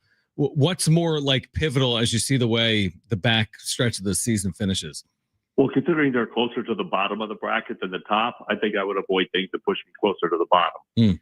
So, win tonight, try not to take a loss that's going to do more damage. If those are your choices, I say go for both. Avoid the bad losses and beat the good teams, or at least one of them. So how does it look for the league? Of course, it was a banner year last year. 6 Mountain West teams in the NCAA tournament. Incredibly, the only team that made a Sweet 16 was SDSU. They were underseeded. Oh, no doubt. The committee respected them in the sense of the number of teams that got in, but New Mexico was a bid stealer. And I think the highest seeded team was Utah State as an 8. And I think the committee did not really show the Mountain West teams the proper respect they deserved when it came to seeding. I saw Utah State in Indianapolis. They were the league champion. They played Purdue in the Sweet 16 and didn't really have much of a chance. And I just felt like that was a better team than Purdue should have to face, but also a better opponent that Utah State should have had to face at that part of the tournament. No doubt about it. Would you expect, okay, so a year later, let's say, whatever it is, maybe it's 2 teams and maybe it's 3, right? You got Utah State, New Mexico, San Diego State, maybe an outside chance of someone else or a bid stealer. Would you expect them this time around to be properly seeded, or are we going to go through the same thing again in 2025? I don't think any of these teams are quite as good as Utah State was last year. So, in terms of, resume quality. So if the top team is a middle of the bracket team, 8, 9, maybe 7, 7 is borderline top 25. Mm-hmm. I'm not sure we've got a top 25 tournament resume among these teams. We'll see, because there's still, almost a month to go, but, I would expect the top seeded team in the Mountain West this year to be no better than a 7, and I think that would be fair. Jerry Palm, CBS Sports, with us right now on Jon and Jim. And as you know, Jerry, we're talking about the Aztecs, but in San Diego, a really compelling story is the first-year eligible program in the Big West, UC San Diego, and they've put together a really good year. They lost to the Aztecs opening night at Viejas Arena, but they have won at Utah State, and they've just basically won everywhere they've played. Do they have is there a legitimate at-large case for UC San Diego at the end of the day? As an at-large team? Yeah. Probably not because of that loss to Seattle, which is a quad 4 loss. It's got to be one of the first games they played. Middle of November. But, you know, their schedule is very heavy, quad 3 and 4. They've got 2 quad 1 wins, a quad 1 loss, a quad 2 loss. So that's 4 games in quad 1 and 2. Everything else is quad 3 and 4. And so that's not the kind of schedule that's going to get you an at-large bid. That doesn't mean they wouldn't be dangerous. Even if they hadn't lost to Riverside and Seattle, this still isn't probably an at-large team. But that doesn't mean they wouldn't be dangerous if they get into the tournament. But they'll have to win their way in through their conference tournament. No doubt about it. If they did do that, let's say they won out and won the Big West, are they trending towards like a 12 seed line, or where would you see them? I'm thinking more like 13. Okay. I mean, it could be. There's probably going to be some automatic qualifiers on the 12th line this year. I've got Drake up there, and I think I might have. Maybe I've got San Diego as a 12. They could be in that area, but yeah, I've got a couple on the 12 line, so that could work out this year. I actually have San Diego as a 12. Okay. So yeah, I mean, I guess that would be the ceiling then, is a 12. Gotcha. Around the rest of the Mountain West, you mentioned whether it's Utah State this year, New Mexico right now has played really good basketball. They've got a couple of losses, though, in the quad 3, quad 4 area. I think New Mexico State was in it. Is any Mountain West team as of now fully secure, or they all still have work to do? No, there's still work to do. There's way too much season left. So I consider fully secure losing all of your games and you still get in. Sure. So there's nobody in the Mountain West that can lose all of their games and still get in. In fact, most of the major conference teams are still too far away. You know, if you've got like 8 losses now, you're Mississippi, I think, has got 8. But they can't lose all their games and still be assured of getting in. So, yeah, it's there's no comfort zone. You're a bad week away. You know, if you're Utah State or New Mexico, you're a bad week away from being squarely on the bubble. No doubt about it. So obviously in San Diego as well, I mean, the Aztecs, each of the last 2 years ran into the eventual national champion, right? UConn in Houston in a championship game, UConn in Boston last year in a Sweet 16. UConn's obviously kind of going through it in 2025. I was keeping an eye on the score earlier. I don't even know what's happened if they've lost to Villanova tonight. They've taken the lead. Oh, I wow. was watching the game when you called. Okay, so they've taken the lead. I see it now. Yeah, it looked like it looked like UConn. I mean, it's still a 3-point game with half a minute to go, but UConn's now in front after trailing the whole game. What are they trending towards, Joe? I mean, what's on the line for them? Well, I mean, they're playing Villanova at home. So, you know, this would be a bad loss. I mean, not a bad loss in the quad 4 sense, but, you know, this is a team that you should beat. You know, you're UConn. You know, you should beat this team at home. And so a loss, I mean, I put them on the bubble this week. So, you know, a loss at home puts them, you know, closer to the bottom, but they're not in danger of falling off yet. They're on the high end of the bubble, but still, yeah, if they somehow find a way to blow this, it's, I shake my head at this team this year. It's just, I know that's not the same team as last year, but they've still got talented guys, and they get swept out of Maui and lose at home to Seton Hall, and it's just a lot of head scratching losses for this team. No doubt about it. Just before you go, Jerry, going back to San Diego State for a moment, I didn't ask about like seeding possibilities. Like you said, that you have them as a 10 right now. Obviously, it can change. There's still weeks remaining, but if things went well for the Aztecs down the stretch, like they won a Mountain West tournament, or they went 5-1 or 6-0 and played well in the tournament, how high, in theory, could San Diego State go on those seed lines? I mean, I guess if everything broke their way, they could end up as a 7, but I think an 8's more likely. Okay. All right. Good stuff, Jerry. We appreciate it. Enjoy the coverage at CBS Sports and watching you on television. And we're looking forward to a couple of weeks from now, just over 3 weeks from now, for Selection Sunday. So thanks for hopping on here in San Diego. Sure, no problem. Thanks All right. for having me on. Great stuff. Jerry Palm, CBS Sports on the state of the bracket. Less than 4 weeks out. I thought you asked some really intriguing questions there, Jim. And which one was your favorite? Yeah, it's going to be hard to pick between them. This is a self-serving segment for you? No, it's for our listeners. It's for our listeners. This is a bracketologist. It could have been a self-serving segment for you, Mr. Sickly. You could have went home. I could have left. I stayed. You did. I toughed it out. What'd you do the last 10 minutes? I don't know. You looked at me a couple times. I stared at the ceiling. You sneezed once. And like, am I gonna survive this? Jerry Palm, did you learn anything there? Were you listening? That the Aztecs don't have much margin for error. Yeah, which is what we've said that, right? Right, and it's if you have any bad losses on your resume, you are in trouble. Yeah. All right. Good stuff with Jerry Palm. Can we talk about this real quick before we head break? Boy, your sickness, my ticket, your ticket. So before Jerry came on, I'm freaking out about it. We found actual video evidence of you running this red light. Okay, Dad. Yeah. And I got to say, John, you 1000% deserve this ticket. You're busted. Like 1000%. No, let me relay what John does, all right? This is not bail him out. Yeah, you're going to jail. This is not an intersection that was void of anybody there. It was actually pretty busy. And John, making a right turn on a red light, ends up almost going on top of the sidewalk. You hit the curb, your car jolts, and then you don't stop before before the line. You stop in like the intersection, and then you make a right. It was definitely I don't know what was going on. You hit the curb, bro. I was not paying your attention. Your car goes on top of the curb. I felt it. I remember it specifically. Were you on your phone? No, because they got a photo of me. I don't think I was, dude. If you watch this video, it's like GTA. I might have been putting on like a Ken Palm video. It's like GTA. You go on top of the curb. How much is it, Jim? I have now. I need you to see this at the break. What? I don't even know. Where does it say what you pay? Probably a couple $100. There's no way. It's like it says bail amount and it's left blank. It says the bail is the amount to pay and it's blank. Yeah, you're going to jail. Oh my God. But just to relay a visual to all the listeners out there watching on YouTube and listening on the iHeartRadio app and 760 in their cars, John goes on top of the curb almost.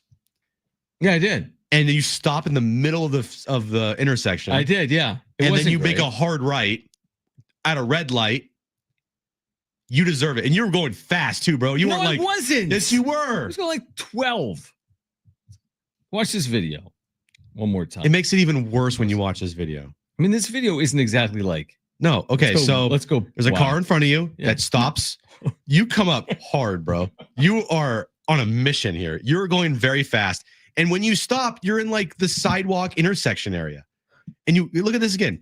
So there's a car in front of John. Hit the play button. That stops at this red light. Now, again, argue, but you come up at like 15 miles per hour. You hit the curb, and then you stop in the middle of the intersection and then take a hard right. So, and by the way, there's people coming at you turning left. Look at this. So the light turns green across from you, and you stop. Well clear, dude. No, look, it's green, and then you go. You are 100% in the fault here, my guy. Well, how much is it going to cost? Probably I'm never running that light ever again. I'm dead serious. Probably a good amount. Like, I'm not trying to freak you out. I thought my ticket for being on my phone for 3 seconds was going to cost like $50-$60. Cost $150. And I wasn't even on my phone. I was putting it on my dash cam or my dashboard. All right. I'll be in jail coming up next.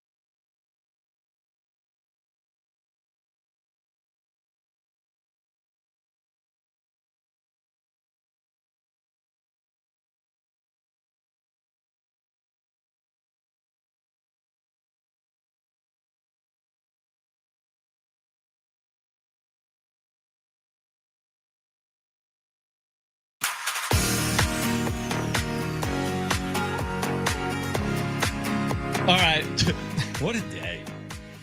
Would you rather be sick or have that ticket right now?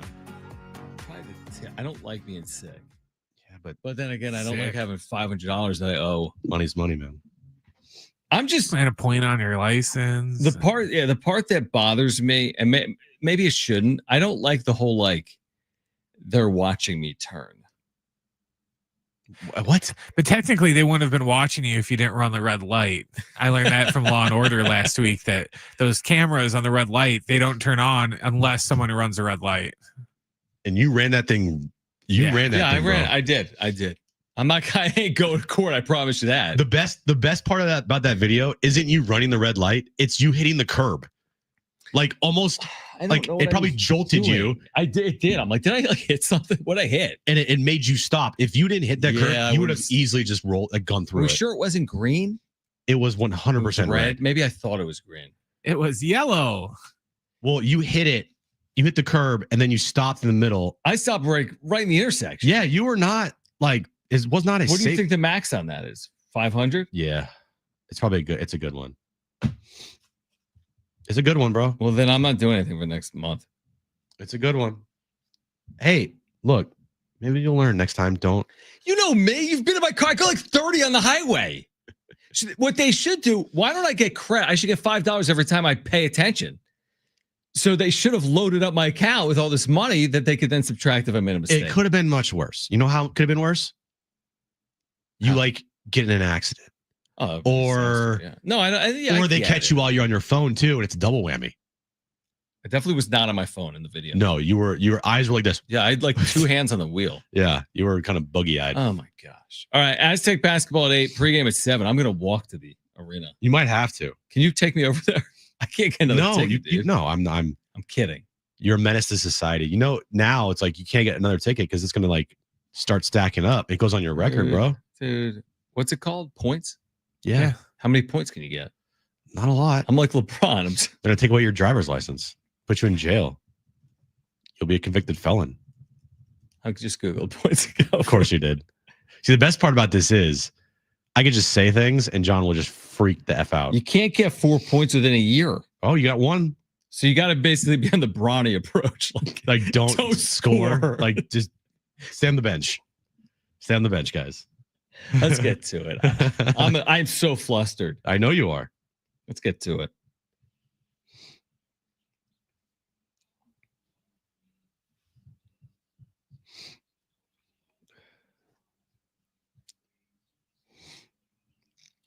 Well, you don't have to worry, John, because the asteroid that is on its way to hit Earth has jumped up to now 3.1% chance of hitting in 2032. That thing has been flying up. Yep. 1%, 2%, 3%. Is that true? Yeah. 3.1% chance. Give that thing a ticket. It is a city killer. So it's not like a global killer. One city. One city. Exactly. Are you okay? It now has a 1 in 42% or 1 in 42 chance. Sorry. It has a 1 in 32 chance of hitting Earth in 2032. What do you think of that? I can't concentrate. I know you can't. On February 7th, John, it was at 1.2% chance to hit Earth. Now it's at 3.1% chance. And that's only been like 2 weeks. By the time we get to the day, it's going to be like 100.1% chance. Correct. Someone say I could go to traffic school to avoid the point. Yeah, you have to pay money for that though. Or I go to Mr. Ticket. You don't want to go to traffic school. Just pay the ticket. Okay. Yeah, Fletch just texted. Fletch, it's bad. John will have to show you. I almost want you to post that. I flew through this thing. But I'm not posting. I don't want you to post it. Yeah, don't incriminate Not yourself. only did you fly through it, you you hitting the curb, bro. What were you thinking? I don't know. I might have been. I probably was clicking on something bracketology related. Or a Just podcast. like listening to a podcast, yeah. Again, you're lucky that they didn't take a picture of you on your phone too. Because they could have easily been like, well, you know what? You're right. We're speeding because it had my speed. Yeah. It said my speed was 13. 13 miles per hour. Which is basically how fast I drive. Right. But still, it wasn't like a slow 13. Like it was a hard. No, it was a hard 13. And then you hit the curb. I was like, what are you doing? That's on you, man. Okay. That's on you. Stand by. McDonald's, John, is bringing back their chicken strips to their menu. Excited about that? Absolutely. When you get out of jail, you can eat their chicken strips at McDonald's. Okay. Yeah, the announcement made that in 2026, so when you're out of jail, you will be able to have chicken strips on their menu at all McDonald's nationwide. Get out of jail. I hate you, man. He's never gonna. I'm not coming to work tomorrow. No. This may be the end. Yeah. Are they gonna be John's on his way to Mexico. Is SWAT out there? Like, yeah, they're gonna take you in, bro. I can't. I'm like, dude, I ran a red. Solana. I drive 30. Your license plate now is in all of the cop systems, so they're gonna be searching for you when you're out driving now. Don't scare me. Because I'm already scared. I made it. I'm not even worried about your sickness. I know you anymore. don't care. It's my mental health after this. All right, we'll be back tomorrow. I will be, unless they take me away. And Jim will be, unless they take him away because of his sickness. Yeah. Pre-game coverage at 7 on San Diego Sports 760. Aztec basketball at 8. San Diego State and Fresno State. I'm so flustered right now. For Brent. Don't run a red light, bro. I love what Kristen's just like, yo, you ran a red light. Yeah, how about we not say that during the show, Kristen? Yeah, like wait till 6. Yeah, because now you made him a mess. So Jones has a fever. I'm like, I'm on the air. Aaron does that too. All right, for Brent, she tells you about Jones's fever. We'll see you at 7. San Diego Sports 760.